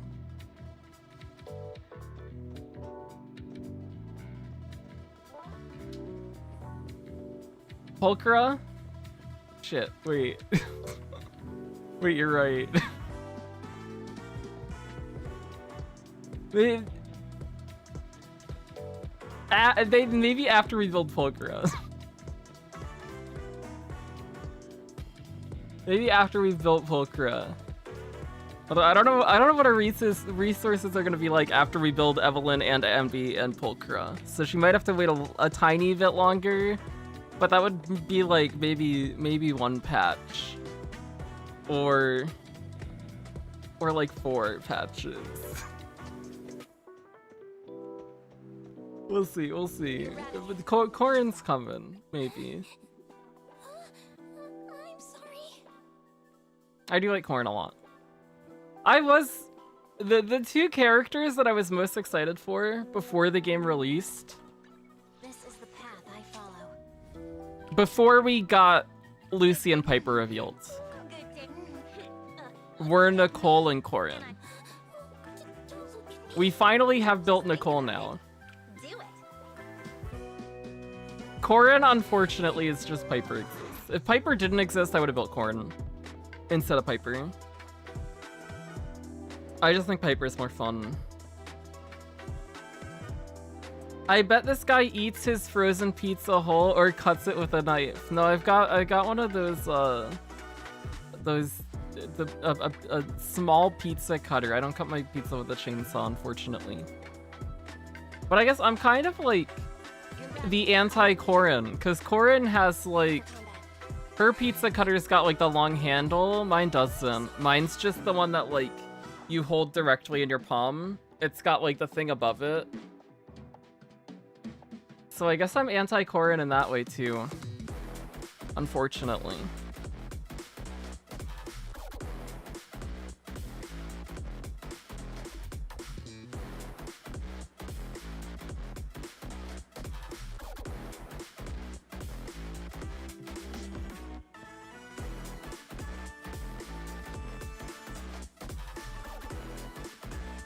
I think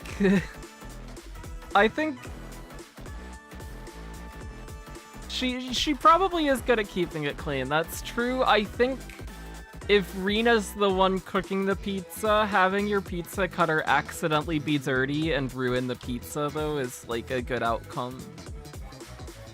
Corrin's just a meh Ho-Ho clone. Actually true.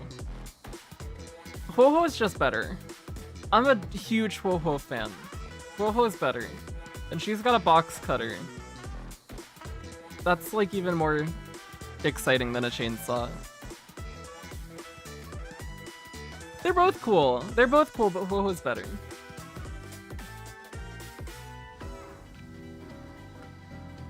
But yeah, before the game released, I was most looking forward to Nicole and Corrin. And then Ellen got revealed, the Ellen and Rena stuff got revealed, and out of the 5 stars, Ellen and Lycon and Nekomata were my big 3. But then they revealed Lucy before launch. Lucy and Piper before launch, and Lucy became my favorite character in the game. And then they said that Piper was voiced by Susie Young, and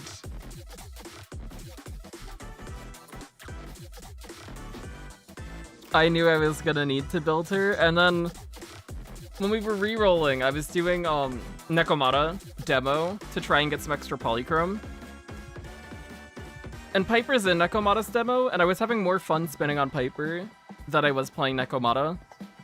And from the demo alone, I knew I was gonna fully commit to building Piper. And then we got Piper in our first temple on this account. So Fate also decided it for us as well. We got her, and we also got a weapon early, too. So it all kind of just lined up.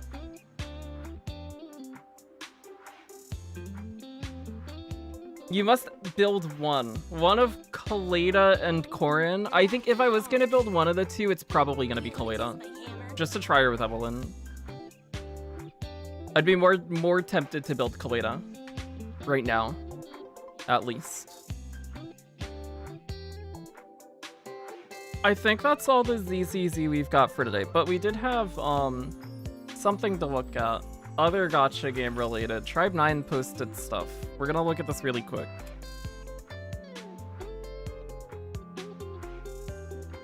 They posted 2 director letters. So there's one about content coming to the game and then one about story. I don't know how much we're gonna get out of the story one because I still haven't finished the anime. I'm still only on episode 4. I haven't watched any since the thing dropped. So the last time I watched it was Friday. Maybe I'll watch more tonight because I think as soon as I end stream, I'm gonna go lay down.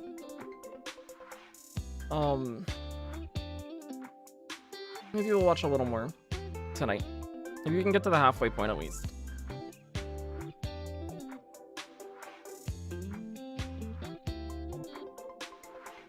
This is Director's Letter 4.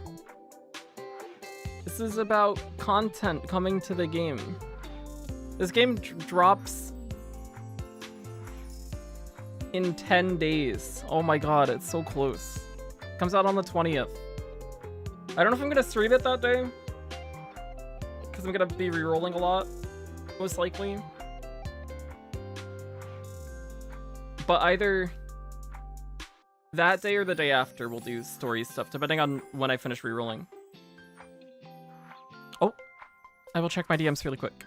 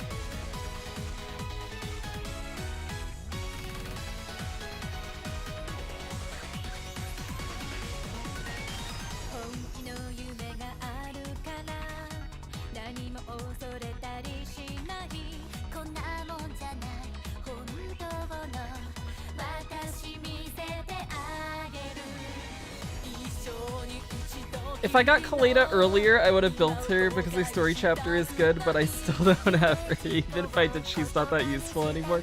I feel like...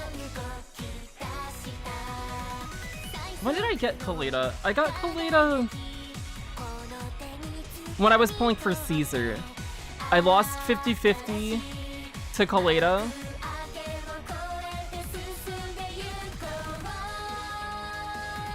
And then got Caesar after. And I think if it happened earlier, I might have built her as well. But with getting her at the same exact time as Caesar, when Caesar kind of also fulfills the stunner role, it didn't really work out.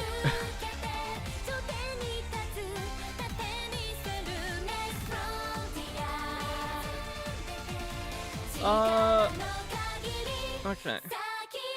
We'll cover the game features that are called dailies, character progression, and differences since the Deadly playtest and Deadly demo. I like dailies. Dailies are good.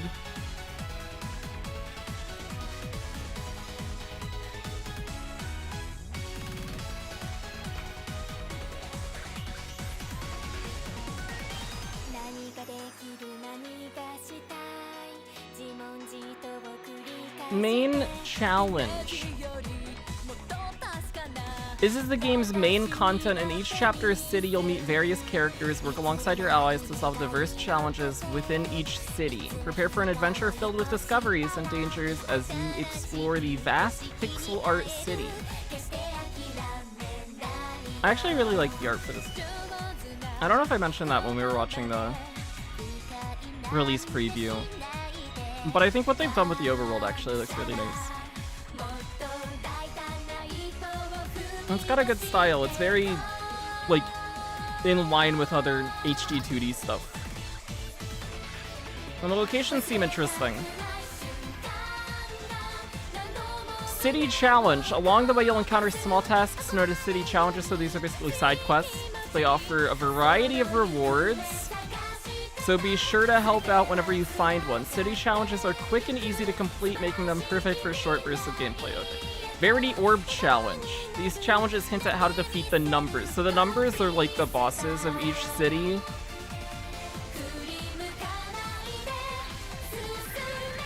Though they may seem unimportant initially, completing all of them is essential for reaching the chapter's climax. Complete them whenever you see them. Interesting. So these are either like mandatory smaller tasks that happen on the way to finishing main story, or it's something that seems like it weakens the boss at the end. It might be optional. Interesting. Encounters around the city. Enemies. Battles begin when you come into contact with an enemy patrolling the area. Enemies follow set routes and some travel in groups. If multiple enemies detect you simultaneously, you trigger a chain encounter, facing them all at once. In a chain encounter, a relentless wave of enemies will reinforce the battle, even as you fight. Enemy tension surges, and hesitation can quickly lead to being overwhelmed. A moment's carelessness can spell instant annihilation. Oh, if you preempt them, you avoid chains, and you also start with 2 tension instead of 0. Interesting. Enemies are sensitive to sound, so you have to stealth. And they have field of vision markers as well. Okay. Since the playtest and demo, we overhauled enemy placement, behavior, and encounter mechanics. Previously, battles often involved an overwhelming amount of enemies, creating chaotic situations. To give players more control, we've implemented an option to guarantee battles with fewer enemies. We also introduced enemy reaction patterns. They now detect player footsteps. This means your movement through an area can trigger encounters with very large enemy groups. While the overall number of battles per area is significantly lower than the playtest and demo, encounters now require more strategic planning. Cool, that sounds positive. Let me know if it's good. I'd be down to try it if the combat and stuff feels good. I think that's my main concern, is how the combat feels. But they, in the last director letter that we read, which was like completely focused on the combat system, it sounds like they've made a lot of changes in response to feedback from the demo and the beta, which I didn't play either of. But I heard some concerns from the demo about the combat being stiff, and also concerns about the dodging and the stamina system. And they definitely seem to have improved defensive options now. There's like a parry action on every character. They changed the stamina system to be better. I don't know how the dodging is going to feel. But hopefully it's a fun combat experience. I'm hopefully optimistic. I think it will be fun, I hope.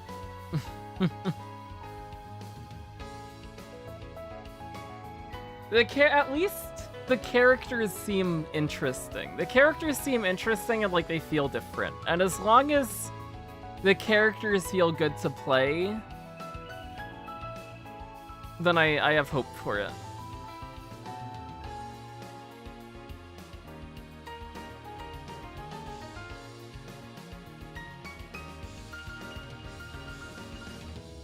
But it definitely, it reminds me a bit of Neo: The World Ends With You. It also reminds me quite a bit of ZZZ's combat as well, with the postures breaking system that they have now, and the way that your chain skills come from that now.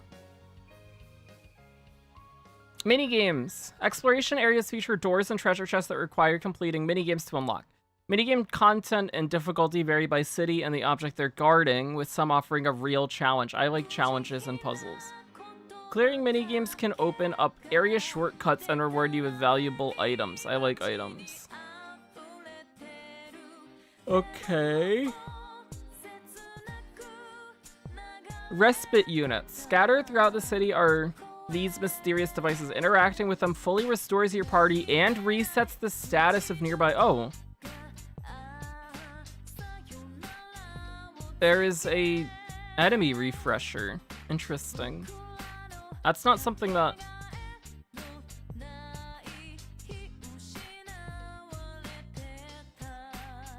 Gachas normally do. They normally have, like, limited amounts of encounters per day. Plus with activated respite units become more points. Okay. They're highlighted on your radar. Okay. Full mark gates. At certain points in the game, you'll encounter a significant difficulty spike.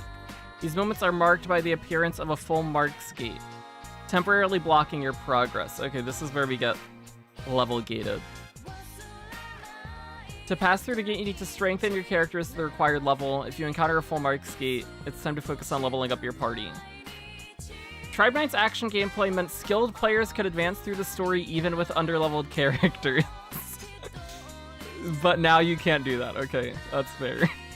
However, this also meant players with significantly lower stats than intended would face tough enemies while dealing minimal damage, which resulted in a frustrating battle experience. This change aims to give players a clearer understanding of the recommended character level for each stage of the game. Okay.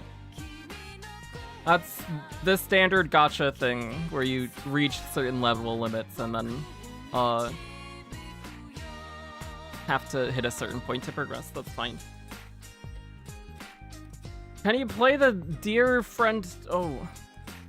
Let me see if I can find it. Is that on Spotify?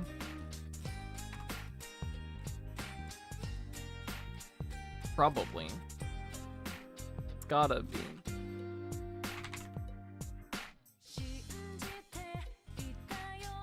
I found it.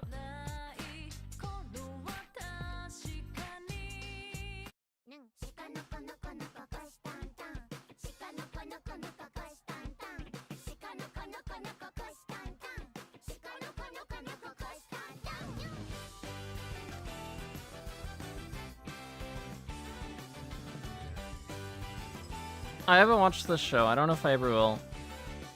But the song's good. Zero Sensei. Creepy Nuts is good. I agree. This is the special training program devised by Zero to help main characters survive in Neo Tokyo by completing various tasks. They earn valuable rewards. These tasks earn you full mark stickers. Collecting full mark stickers not only raises the level cap for your characters, but upgrades rewards you receive. So this is your account level. Oh yeah, and you can see the level cap for characters increased there. And then also it has these, so you need a certain amount of stickers to open these gates. Interesting. But it seems more like a task-focused system than a reach certain XP points thing. Interesting.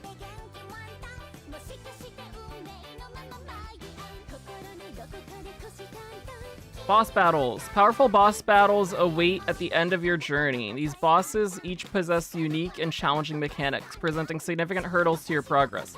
Careful preparation is essential. These formidable foes require strategic thinking and persistent effort. With each attempt, you'll decipher their patterns and refine your tactics.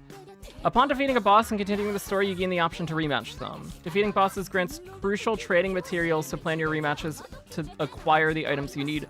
Defeating enemies, including bosses, has a small chance to yield rare tension cards. Oh, we got a boss grind to get tension cards. Interesting. Some of these enemy-exclusive cards can't be obtained through Synchro. That's the gacha. More on that later. Okay. And many have unique effects that drastically alter how you play. Be sure to experiment with them when you find them. So there are cards you have to grind for. Interesting. I'm interested in this system, especially with them showing this, because this is basically saying, hey, get 43 stickers of this. And I think that's potentially a more engaging, like, time gating system than just log in and do your dailies for 3 days until you hit the account level you need to progress. But I guess it depends on what these tasks end up being, because it could be a lot of, like, oh, spend this amount of stamina, oh, fight this amount of bosses, and those bosses cost stamina. It could just be the exact same thing. Ferocious enemies. During exploration, you'll frequently encounter areas guarded by powerful enemies. Oh yeah, this is Tribe 90. Yeah. We're looking at, they posted 2 more director letters. So there's the one on content, which we're reading now, and then there's one on story, which we'll read next. During exploration, you'll frequently encounter areas guarded by powerful enemies. Entering their territory will trigger an ambush by a ferocious enemy, a powerful foe that will relentlessly pursue you. So that's the death penalty guy that they showed in the broadcast. These enemies are significantly stronger than you at first, so it's best to avoid confrontation and quickly move on to the next area until you're more powerful. Okay. Ferocious enemies patrol between areas on a set schedule. If you want to explore a specific area, wait for them to move on and return. Rifts. As you explore, you might discover malfunctioning activity maintenance units known as rifts. Activating a rift... Wait, I want to see this gift start again. Oh.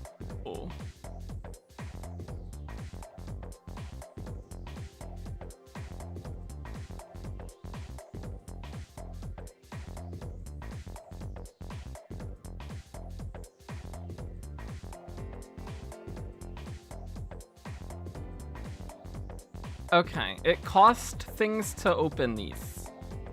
You had 15 of the things. It costs 1 of the things. Interesting. As you explore, you might discover malfunctioning activity maintenance units known as rifts. Activating a rift will teleport you to a small, rewarding area brimming with more training materials than you could find on the surface. Each time a rift is activated, its layout changes and the available rewards also refresh. Boosters found in treasure chests along your journey can temporarily activate rifts. Okay, so you find chests. You use boosters to open your rifts. Your rifts give you rewards. Got it. Okay.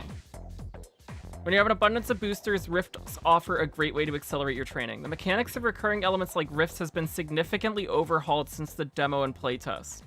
A major change is the elimination of the energy system, our previous stamina mechanic.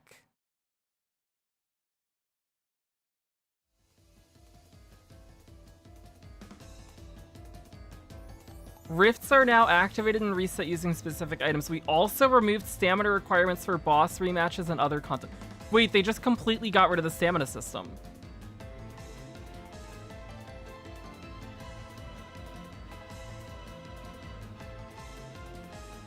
Oh.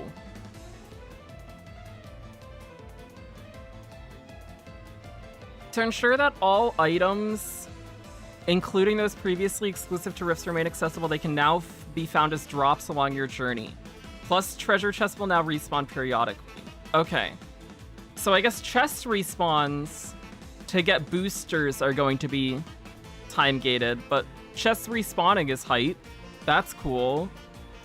And then there's just no resin. No resin at all.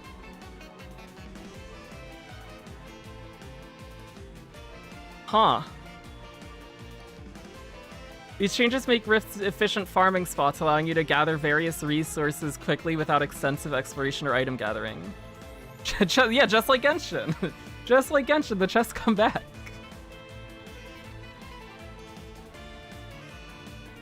Character level. Experience points are earned through battles, leading to character level ups. Yeah, earned through battles, okay. We designed the game to emphasize the rewarding feeling of organic character growth through gameplay. As such, leveling up through battles as you advance is generally more efficient than focusing on farming, experiencing... Wow, wait, what the hell? This is a gacha? Battles give meaningful XP? There's no stamina? What is going on? Level boosting items are still available and can be a useful supplement to your training. Interesting. Wait, yeah, battles give meaningful amounts of XP. You can reset enemy spawns by using waypoints. There's no stamina. This is just an RPG. They got rid of all the gacha mechanics.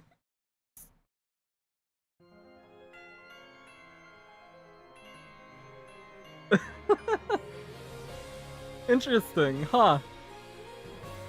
For those looking to level up new characters, powerful items that drastically boost leveling efficiency up to a certain point become available mid-game. So you can buy certain things that will boost your XP multipliers for low-level characters. So you gacha for your low-level characters and then you can get them up quickly. Interesting. Tension card levels. Use materials to level up your tension cards and boost their effects. As we showcased in our battle introduction, tension cards can significantly transform your battle experience. With a wide range of build options available, we encourage you to experiment with different cards and discover your own unique battle style. Patamon compatible monsters, these are echoes, or relics, or drive discs, or artifacts, or whatever your game has. Defeating enemies in opening chests may reward you with compatible monsters, or Patamon for short. Patamon are like customizable equipment for each character with 3 interchangeable parts per Patamon. So you have a head, a body, and a wing. Interesting.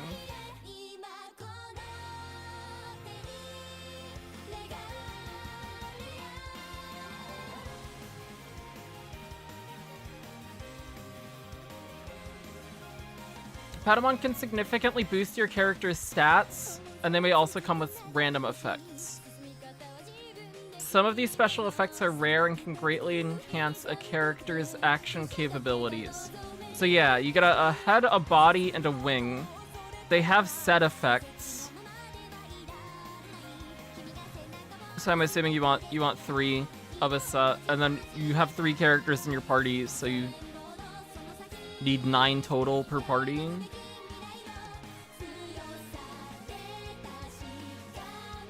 Patamon are categorized into various types. Equipping matching types allows you to activate set effects. These set effects can enhance your character's strengths, allowing them to excel in designated roles. Remember that Patamon cannot be leveled. It's best to swap them out for stronger ones as you progress. New locations may offer even more powerful Patamon, so be sure to upgrade your equipment as you explore new areas. We implemented 2 major revisions to Patamon since the demo and playtest. We've completely eliminated the upgrade system, encouraging you to freely swap Patamon for stronger ones as you discover them. Second, instead of restricting Patamon to rifts, they can now be found in chests and dropped by enemies.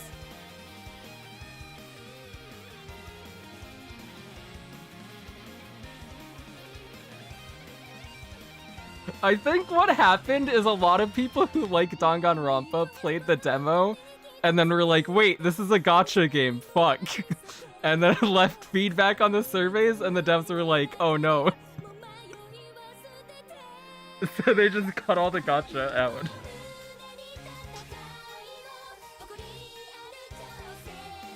Yeah, that's what seems like has happened. Interesting, huh? In the demo and playtest, the Patamon training system discouraged players from switching Patamon and experimenting with different builds. That's fair. Consequently, players found little motivation to engage with the training system until high-rarity Patamon became available, falling short of our intended gameplay experience. This is particularly problematic in the early game, where limited character development options hindered players' attachment to their characters. These changes are designed to address these issues. In the official release, you'll acquire increasingly powerful Patamon as you progress, providing clear boosts to your core stats. Prioritizing these core stats over additional effects options will generally yield better results.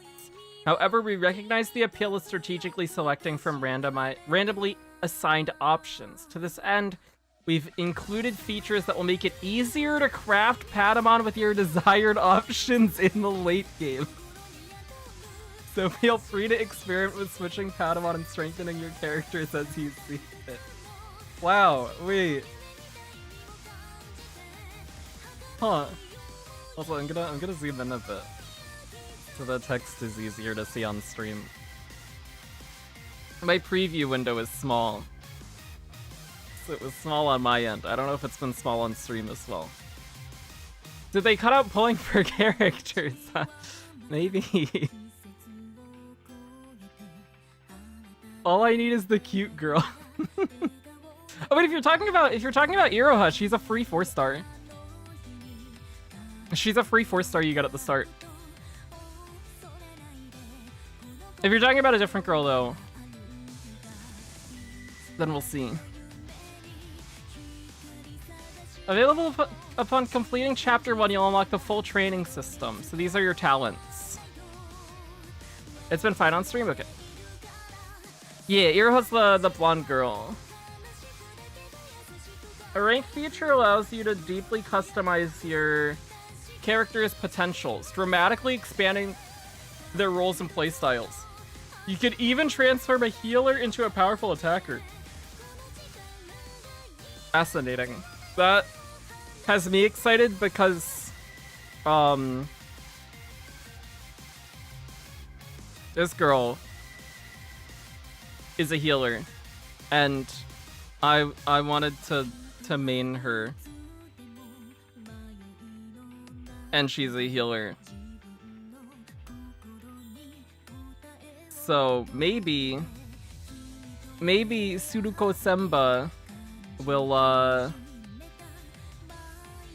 become a super DPS as you build her thingies. Maybe that would be cool. I would love that. As you increase your rank, you'll earn potential gems, character-specific training points. These gems can be freely allocated to any ability, providing a significant boost. Each character also possesses 2 hidden abilities that strengthen selectively, further enhancing their unique capabilities.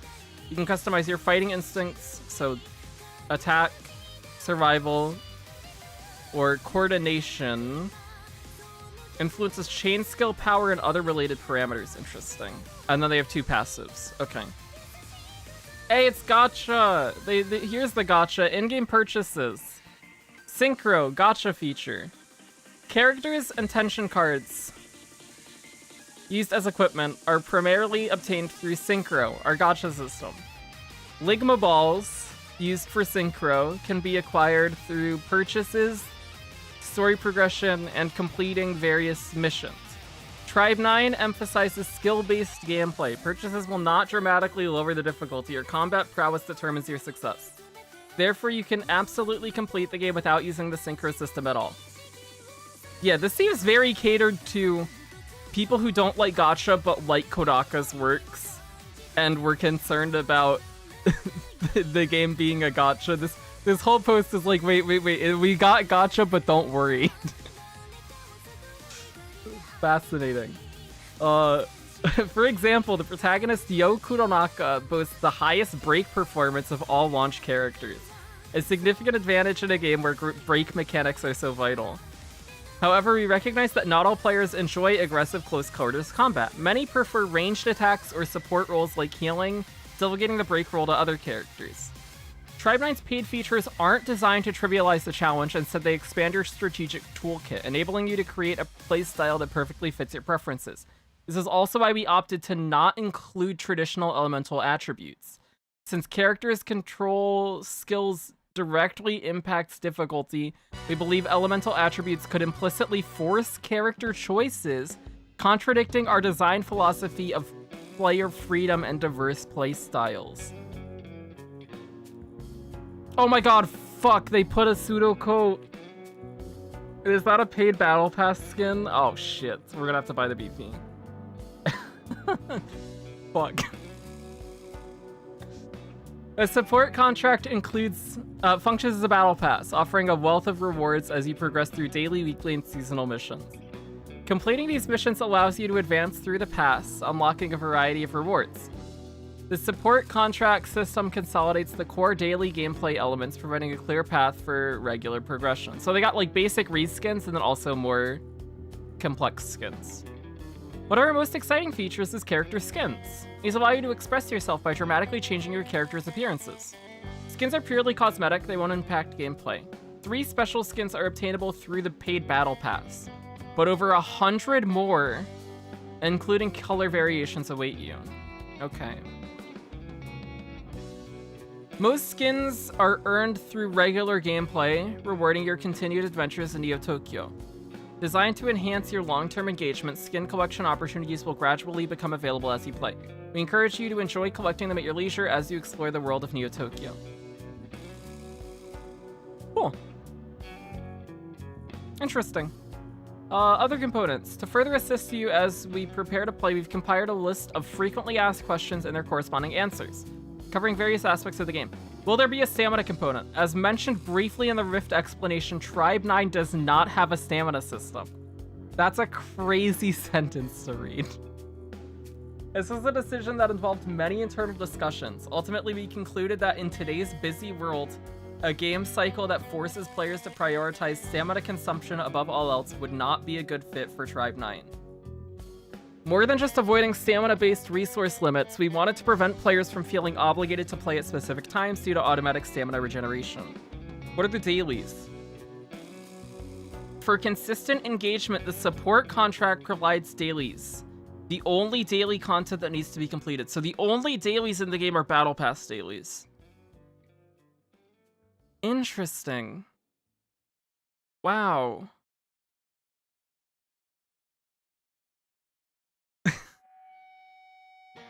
Huh. These tasks are designed for quick completion and offer escalating rewards, including boosters for rifts that increase your support contract level. Boss runs and rifts integral to training are entirely optional and can be accessed at your leisure. Our goal is to create a game that fits seamlessly into diverse schedules, ensuring you don't feel penalized for shorter or less frequent play sessions. This is bizarre. What is going on? Yeah, this is not. This is weird. This is very odd. Huh. I'm very interested to see how this game ends up playing and how things are structured, especially because a lot of these gacha elements, like, daily tasks were present in the demo, for sure. They had a stamina system in the demo. It's been like 3 months since the demo, and they've ripped all the gacha stuff outside of the actual gacha system that is still here. All the like gacha mainstays of stamina and like things that incentivize recurring logins have been completely ripped out in the last 3 months. It's very surprising.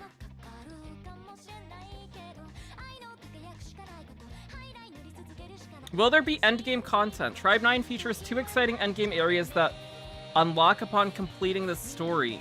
These areas will initially be locked when the game launches, but we plan to unlock them soon. Okay, so no endgame at launch.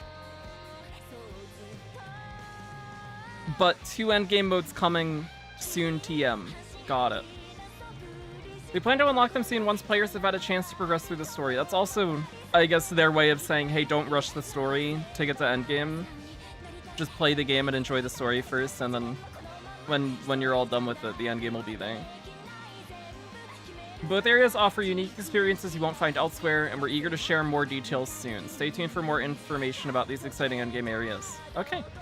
Final comments. During the Deadly playtest and Deadly demo, we received feedback from many players who were surprised to find that Tribe 9 is a gacha. Yeah, okay. That makes sense. With some feeling it was too complex for that genre. What the? Okay.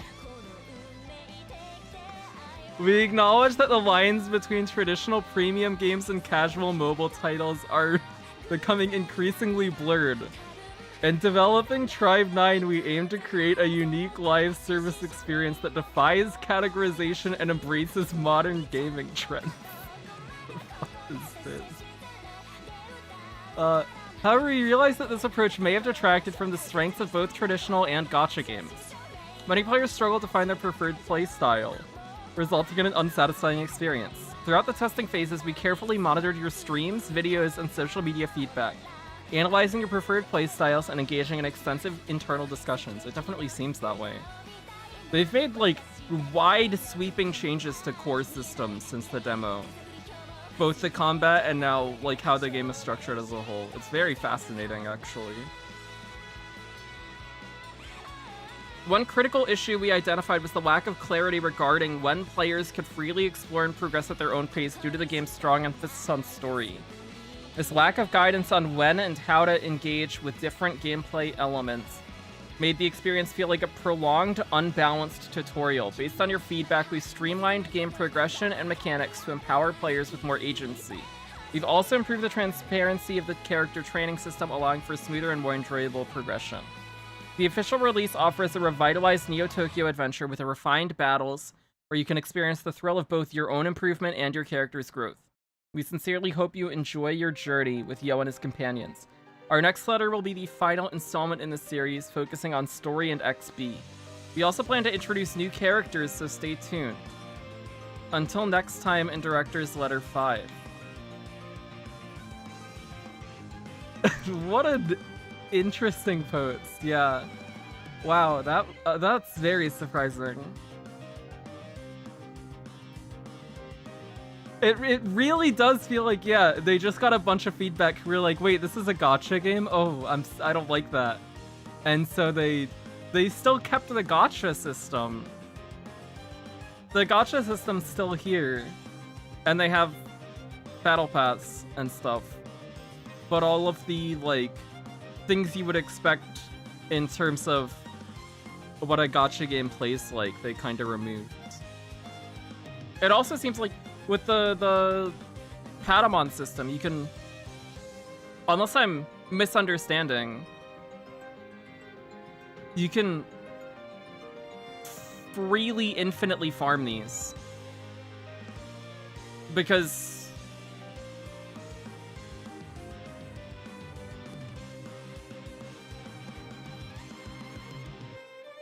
the respite units reset the status of nearby enemies. If that means they respawn when you interact with them, and enemies can drop Patamon, you could, if you wanted to, just farm a bunch if you wanted to.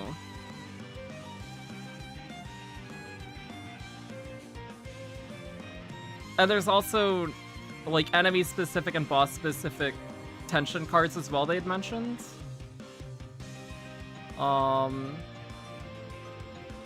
Here, defeating enemies, including bosses, has a small chance to yield rare tension cards.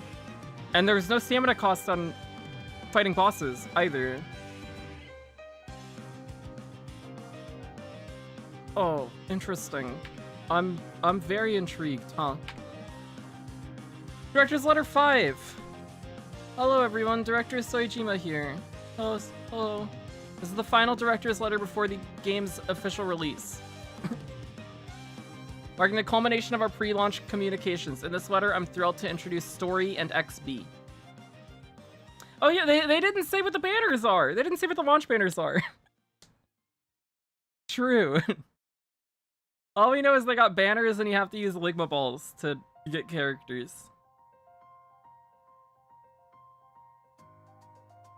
The world of Tribe 9 unfolds across two different mediums. The anime series that aired in 2022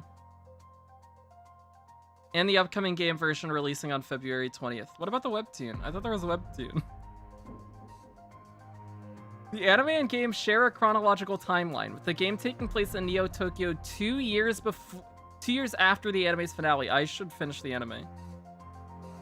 I want Enuki Yukigaya and Tsuroko Semba. I'm gonna reroll until we get both of them. That's my plan. I want them both. They're both very cool. While many of you will be experiencing Tribe 9 for the first time through the game, it features a standalone storyline, so you don't need to have watched the anime to enjoy it. That said, we'd like to take this opportunity to introduce the broad world of Tribe 9, encompassing both the anime and the game. What kind of place is Neo Tokyo? Look at all this cool art! The world of Tribe 9 takes place in Neo Tokyo, a fictional country inspired by real-life Tokyo. But Neo Tokyo is far more expansive than its real-world inspiration. Its 23 cities have developed in dramatically different ways, each boasting a unique blend of culture and environment. However, Neo Tokyo faced a grave crisis when its youth began engaging in rampant acts of violence. The brutality was beyond description, and the nation teetered on the brink of collapse. Desperate to restore order, the government enacted the XB law. This law mandated that all disputes be settled through extreme baseball, a sport similar to baseball. In time, the youth became captivated by XB, and Neo Tokyo gradually regained peace. So there's a whole bunch of tribes. I know these two tribes. This is the Minato tribe. They're in the anime. This guy's like the main anime guy. This guy, you can't really see him, but he's the main anime guy. This girl's cool. She's really cool. This is the Adachi tribe. They use motorbikes during the baseball. So instead of running bases, they just ride a motorcycle to the next base. And it's apparently legal. That's just fine. They can do that. It's allowed.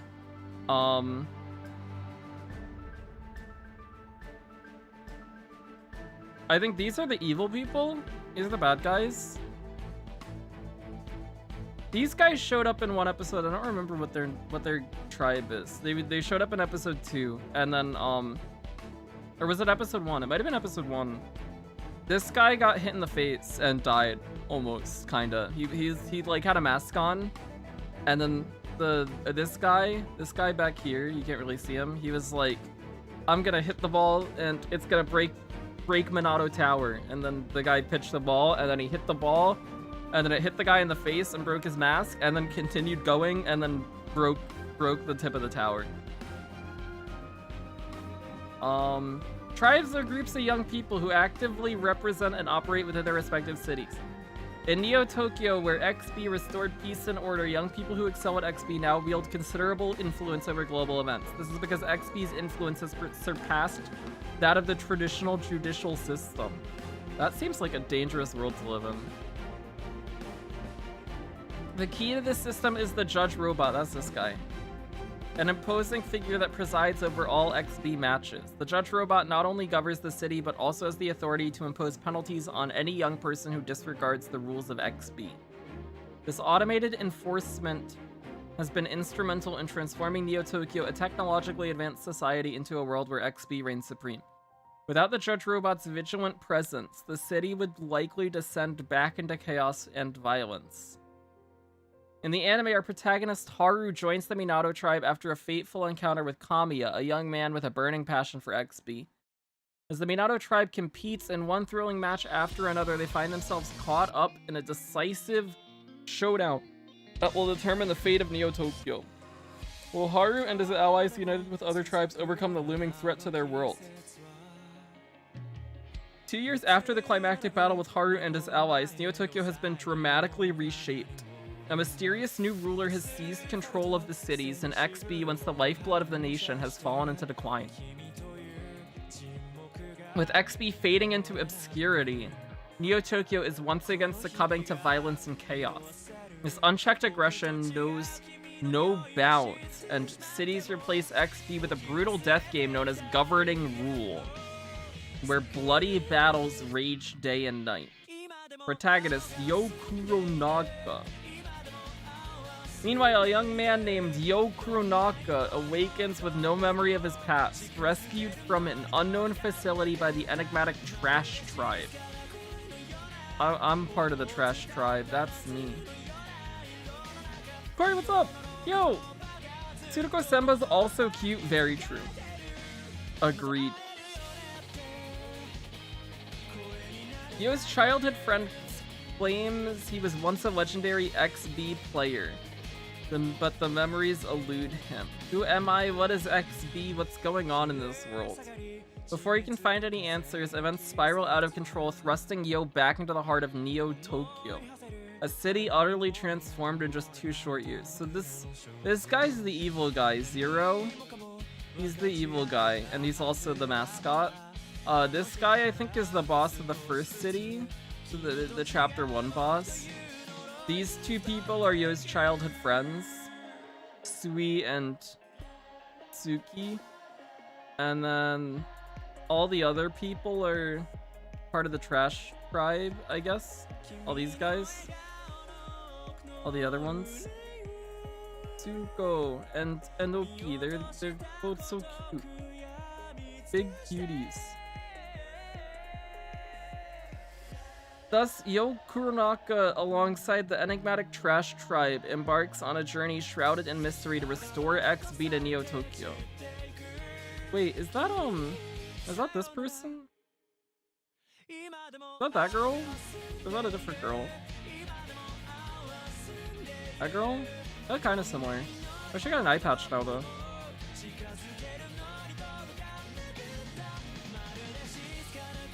Is this a Spider-Man one? No, this is it's a gacha game made by the guy who made Danganronpa. It's about extreme baseball and death games. Where's Coco Head?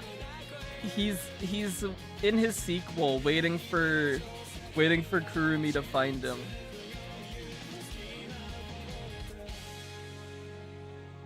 Yeah, it's the same artist. It's got the same artist, the same story writer, the same composer that have done all the Danganronpas and Raincode. So that's the big reason I'm excited for it, because I like Kodaka a lot. Kodaka's made a lot of good stuff. And also the game just seems interesting. Yeah, it comes out on the 20th. Comes out on the 20th, so 10 days away. Not too far away. Numbers. Yo and his friends will clash with the numbers, the tyrannical leaders who have seized control of the cities and enforce their own twisted forms of justice. When XP abandoned, each city has descended into a brutal system of conflict resolution, and the numbers stand as the undisputed champions of these cruel methods. These antagonists are also a collection of twisted individuals, each more ruthless than the last, who delight in tormenting Yo and his allies through various wicked schemes. This guy looks creepy. I don't know how I feel about that one. This person looks like they were plucked out of what's Kunikazu Okumura's palace? They look like they got taken from there. This guy's... What the heck is... What is this guy? I don't know who this is. This person looks bizarre. I like this person. This person looks cool. XB.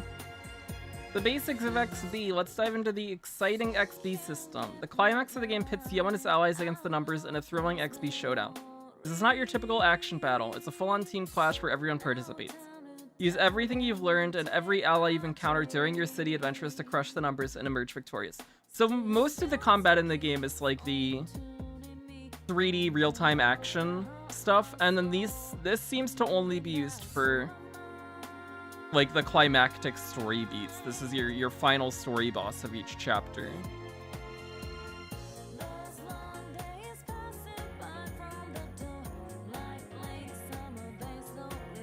XB is a unique system that combines the thrill of competition with the power of narrative.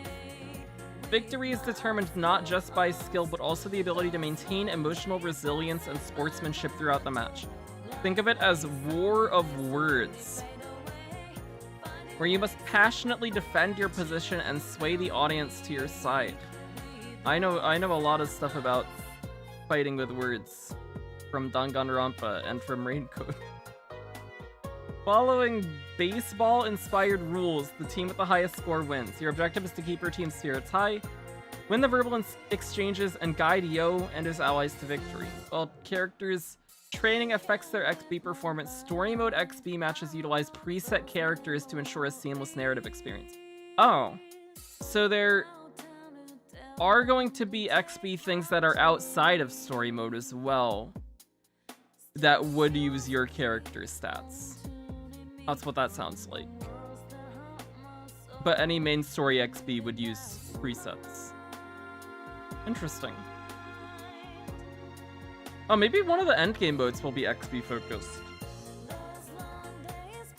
Because we are getting 2 endgame modes. One that's just normal combat and one that's XP would actually make a lot of sense.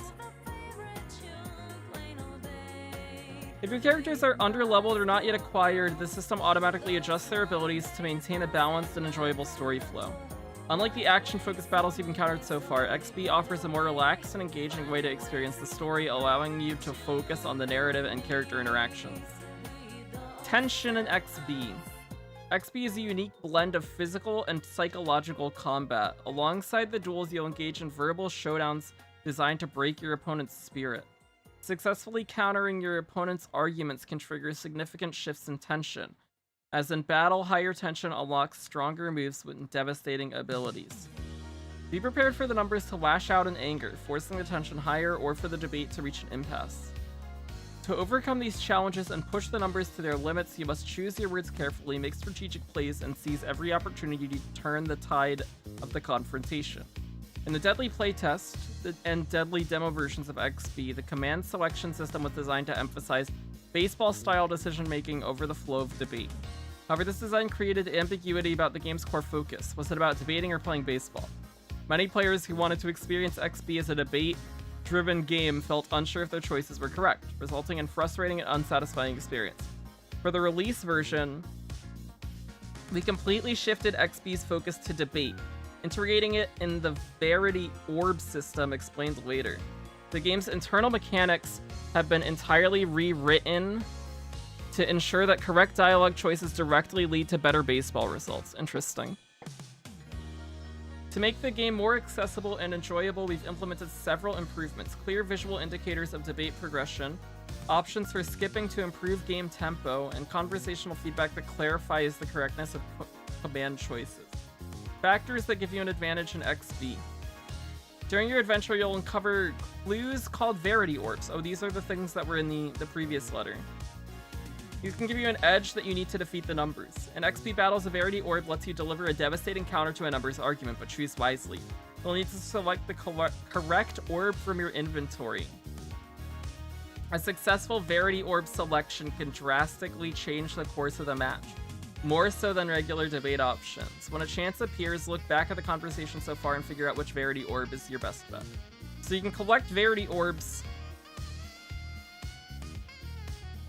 throughout your main story exploration and then use them here in debates, and they'll be even better than just refuting the argument normally.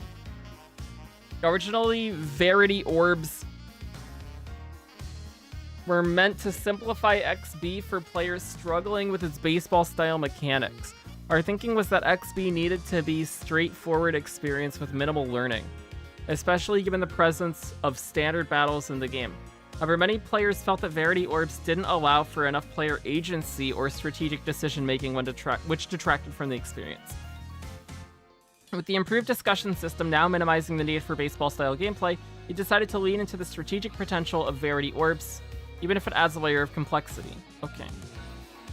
Oh yeah, I can add the JJK song back to the queue, sure. That song's good. I like that song. Who would win, Tribe 9 numbers or Eminence and Shadow numbers? There were numbers in Eminence and Shadow?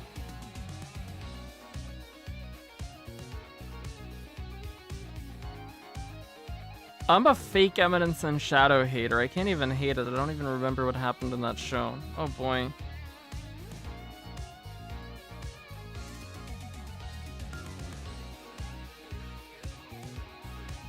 In XP, making the right choices lets your characters unleash super plays. Powerful tension-fueled moves that can turn the tide of a match with awesome visual effects. Let's see the awesome visual effects. Oh shit, look at that guy go.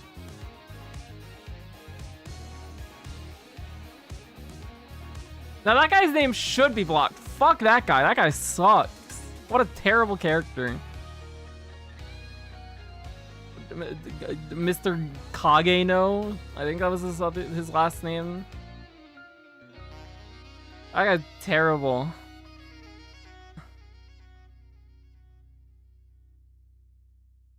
A character's strengths directly influence their super plays. Offensive characters excel at battling and base running super plays, while defensive characters are more likely to trigger defensive super plays. Oh, we can get super catch.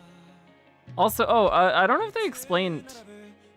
Oh no, they did in the special broadcast. There's no, you can't. The only way of getting out is to get tagged with the ball. If you catch the ball, there's no fly outs. There aren't any force outs. You just have to get tagged out with the ball, and also getting tagged out means like getting beaten up most of the time. You're free to like fight as long as you have the ball or you're like running. You're a batter. So it's a lot of just people beating each other up.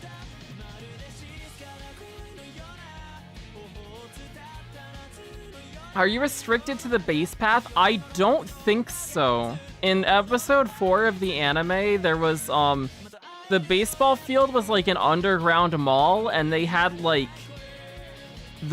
even knowing where the bases were was like a whole part of their game. Was how the hell do you get to the base? Because they had like paths that were closed off. It was like a whole labyrinth thing. It was also very, very stacked against the main characters in a very unfair way, because the other team was also using motorcycles, which was legal. So, it's an interesting game.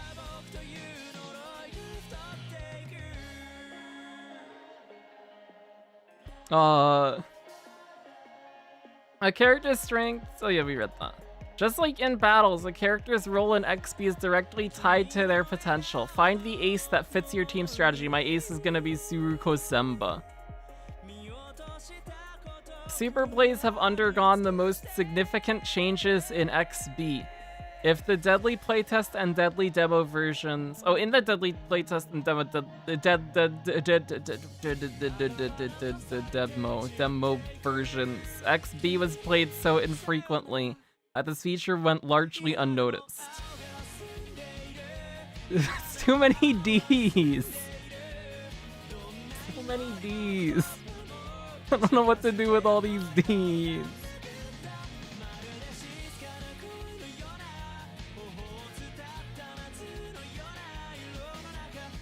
Originally, we envisioned XV as a long-term engagement, with players gradually unlocking cooler super plays as they progress through character development. However, the system proved confusing. Don da don don da don don da don don da don don da don don da don don da don don da don. That's a lot of D's. Mine will be Inoki Yuki Gaia. She's gonna like hit the ball so hard it's gonna break into like 10,000 pieces, and then you can't tag her out unless you pick up all the pieces of the ball to tag her out. So she just never gets out.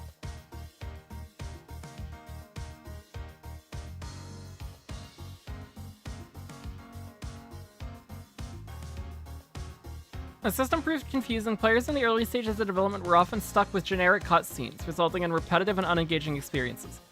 We overhauled the system to ensure a wider variety of super plays will be available from the start.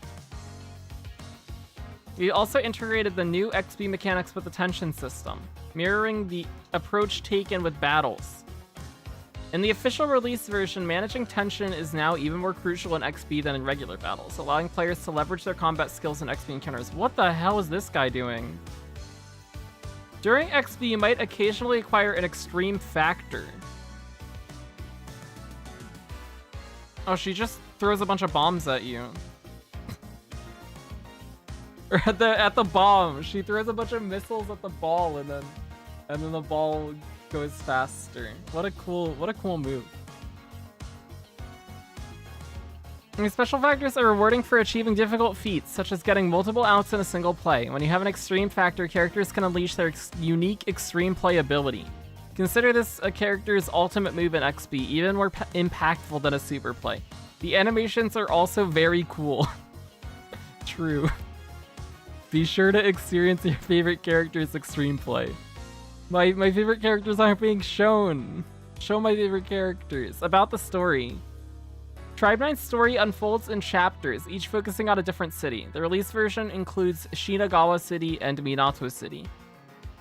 We'll also be adding a new city chapter regularly, with Chapter 3 arriving shortly after launch. After that, we plan to release new cities roughly every 3 months. So we get a new main story chapter every 3 months?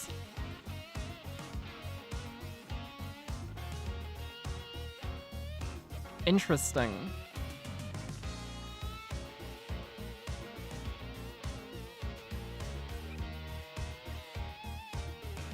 Interesting.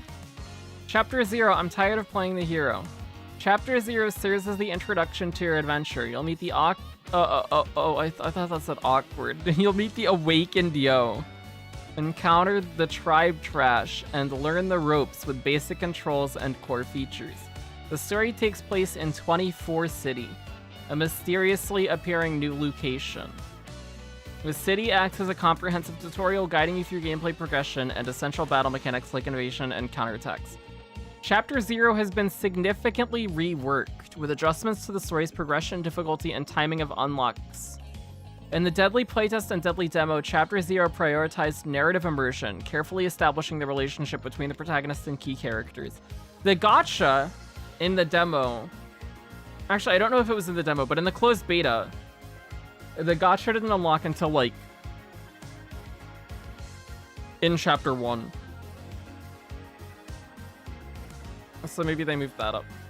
While the story was well received, the gameplay feedback was quite critical. For mobile games like Tribe 9, we understand players typically want a quick tutorial experience or to engage immediately with their favorite characters. Yes, they want quick tutorials so they can reroll easier. True.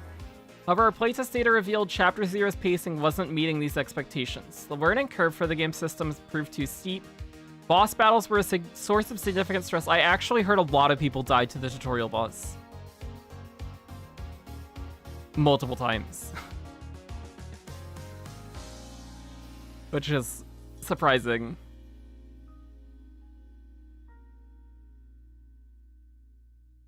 The emphasis on narrative also created a disconnect with when gacha mechanics were introduced after Chapter 0, leading to players' disappointment and feedback, like, I didn't realize this was a gacha game. We recognize that this lack of clarity felt like a betrayal to some players. Oh my god. We're really trying to just get everybody who didn't want this to be a gacha to check the game out. To address these concerns, after thorough team discussions, we lowered the difficulty of Chapter 0, introduced the gacha and team formation features earlier in the chapter. Our goal is to make Tribe 9 more accessible and enjoyable for a wider audience. We understand that these changes might make the game feel more like a traditional gacha title, and some players may have reservations about that.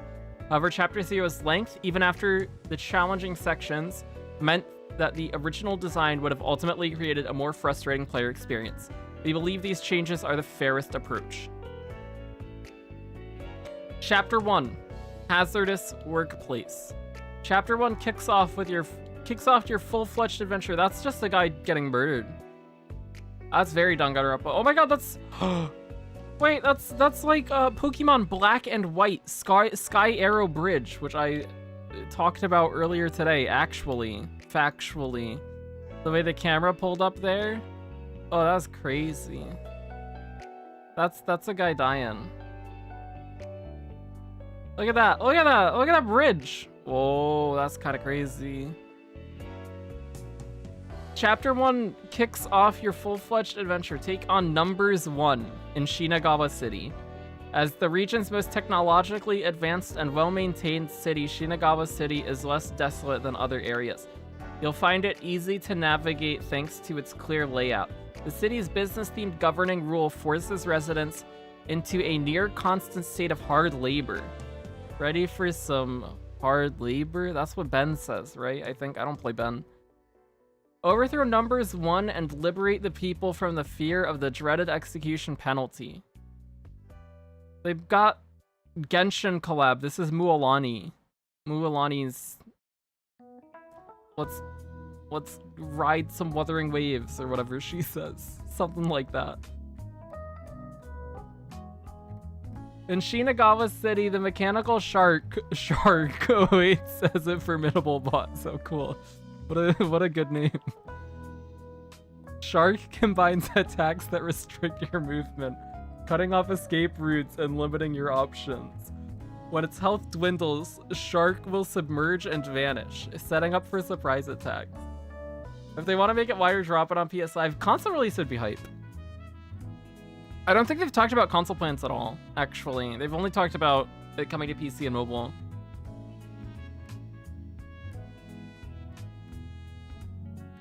Sudden strikes are devastating, capable of wiping out your team in a single blow. Ooh, they got one-shot mechanics. If Shark disappears, stay alert and move strategically to avoid a fatal encounter. Chapter 1's difficulty has been rebalanced. In the demo and playtest, a sharp increase in enemy levels made battles too challenging from the midpoint onward. Our data indicated that most players preferred to complete Chapter 1's story uninterrupted, focusing on full mark sticker collection and character building afterward. This suggests a desire for uninterrupted narrative immersion before engaging with progression systems. To accommodate this playstyle, we've adjusted the difficulty curve to ensure smoother progressions throughout Chapter 1, avoiding sudden difficulty spikes. The Shark boss has also been improved. Many players struggled with the mine attack, so we've enlarged the mines and added clear visual cues to make the counter strategy more apparent. We also fine-tuned the numerical balance of encounters to better match player progression, without significantly altering the core mechanics.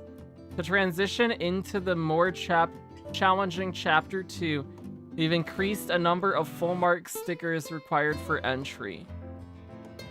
Completing Chapter 1 unlocks... Wait, they got that emoji. I got the face. Completing Chapter 1 unlocks new content, encouraging further exploration of Shinagawa City and setting the stage for future adventures. Chapter 2 takes you to Minato City, the former base of the anime's main characters, where you'll confront Numbers 9. I should really finish the anime before we do Chapter 2. It seems like it would help improve my experience. Oh, that's just... that's just a grave of one of the anime characters. They died. They died already. I did see that. They died super early.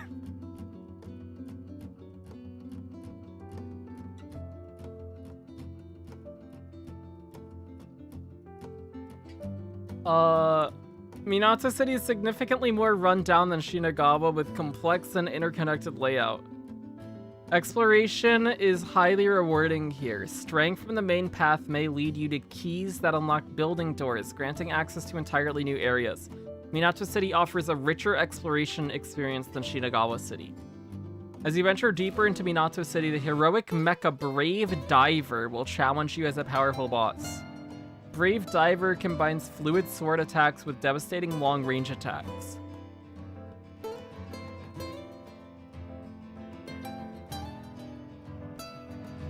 Unleashing a relentless barrage with high mobility.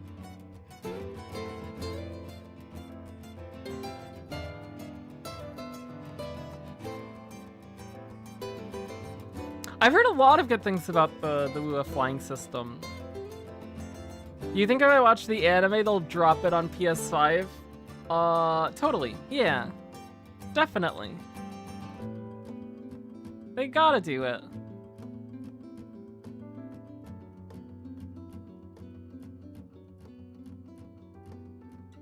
Breaking Brave Diver's posture is the key to temporarily limiting their movement and gaining an opportunity to strike back.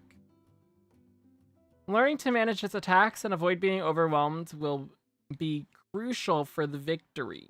During Chapter 2, Kazuki Aoyama joins as a guest character, though he won't be playable until a later update. Oh. He was playable in the demo. Kazuki is a versatile ally, providing party-wide barriers and high break potential. As long as I'm thinking of the correct character. If you're taking a lot of damage and need to focus on evasion, Kazuki can be a valuable addition to your team. That's the blue hair guy, right? That's Kazuki. Yeah. He was the limited banner in the demo. They're Miyabiing him. Sneak peek information. Finally, let's share a sneak peek at new character joining the roster in the release version, along with some exciting details about upcoming events. This is Mita. They showed him in the special program. He's in the anime. He's like their backup pitcher. Get ready to meet Santaro Mita, Minato's secret weapon and a star player from the Tribe 9 anime. Now joining the game in the release version. Santaro's a 2-star. Obtainable through Synchro, not limited. So he's a standard 4-star. They do 2-star and 3-star rarity in this game. He's a versatile evade tank, boosting party attack while drawing enemy aggro and reliably dodging attacks. His ultimate ability groups enemies together. He's Venti.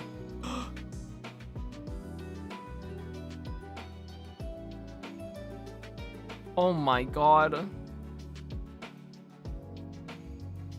Allowing for efficient crowd control when coordinated with allies.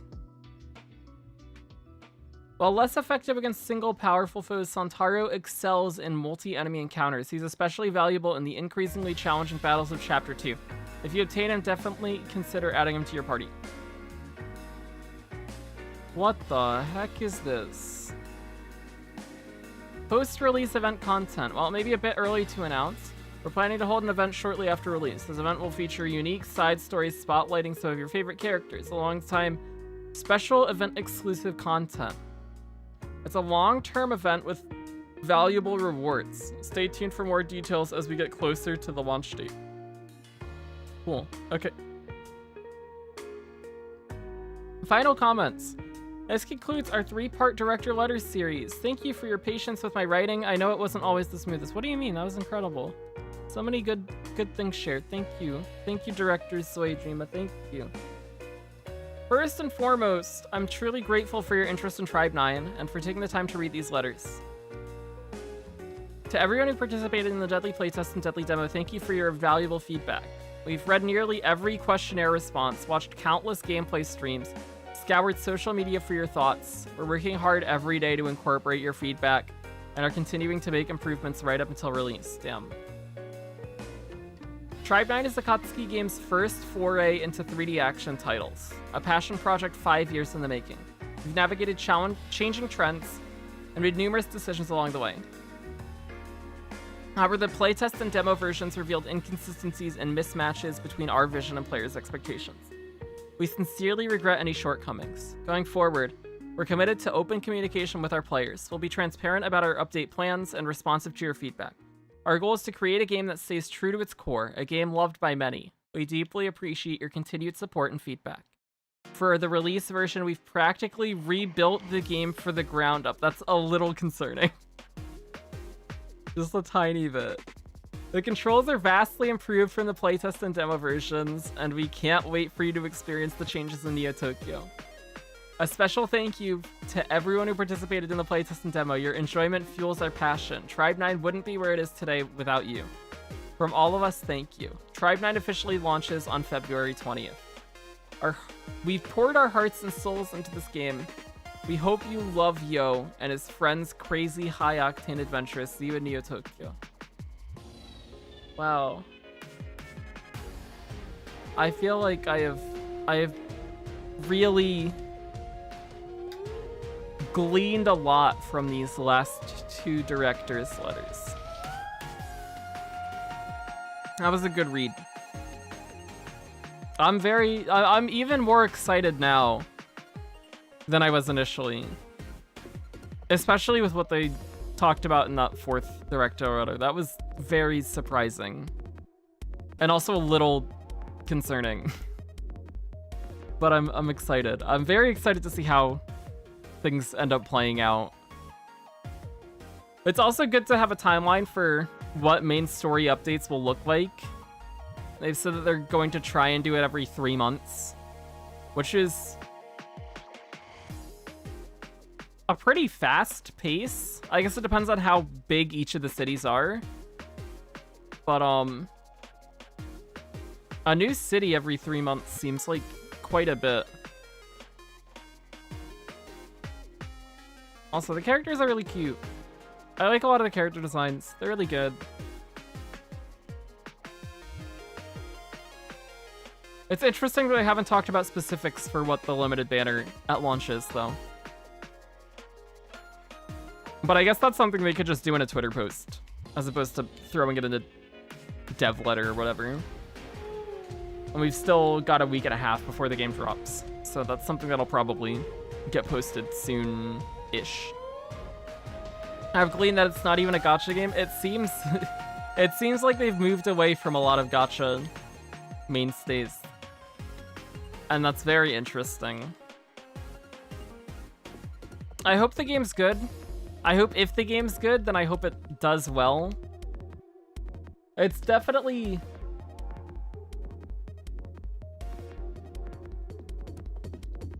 like less popular and will be less mainstream, but I hope it's a fun game. I hope it's a fun game. I'm excited for the story. I hope it'll be a fun time. But we'll see.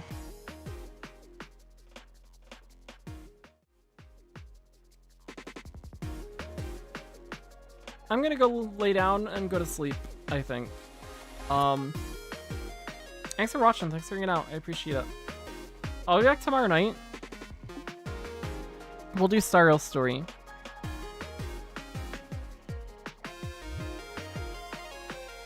Maybe we will try to finish Star Rail Story. If it doesn't get finished, oh well. But we'll try to get through all of it. I think we should do it. But we'll see. Thanks for watching. I appreciate it. Bye-bye. Good night. Bye-bye. Bye-bye. Bye-bye.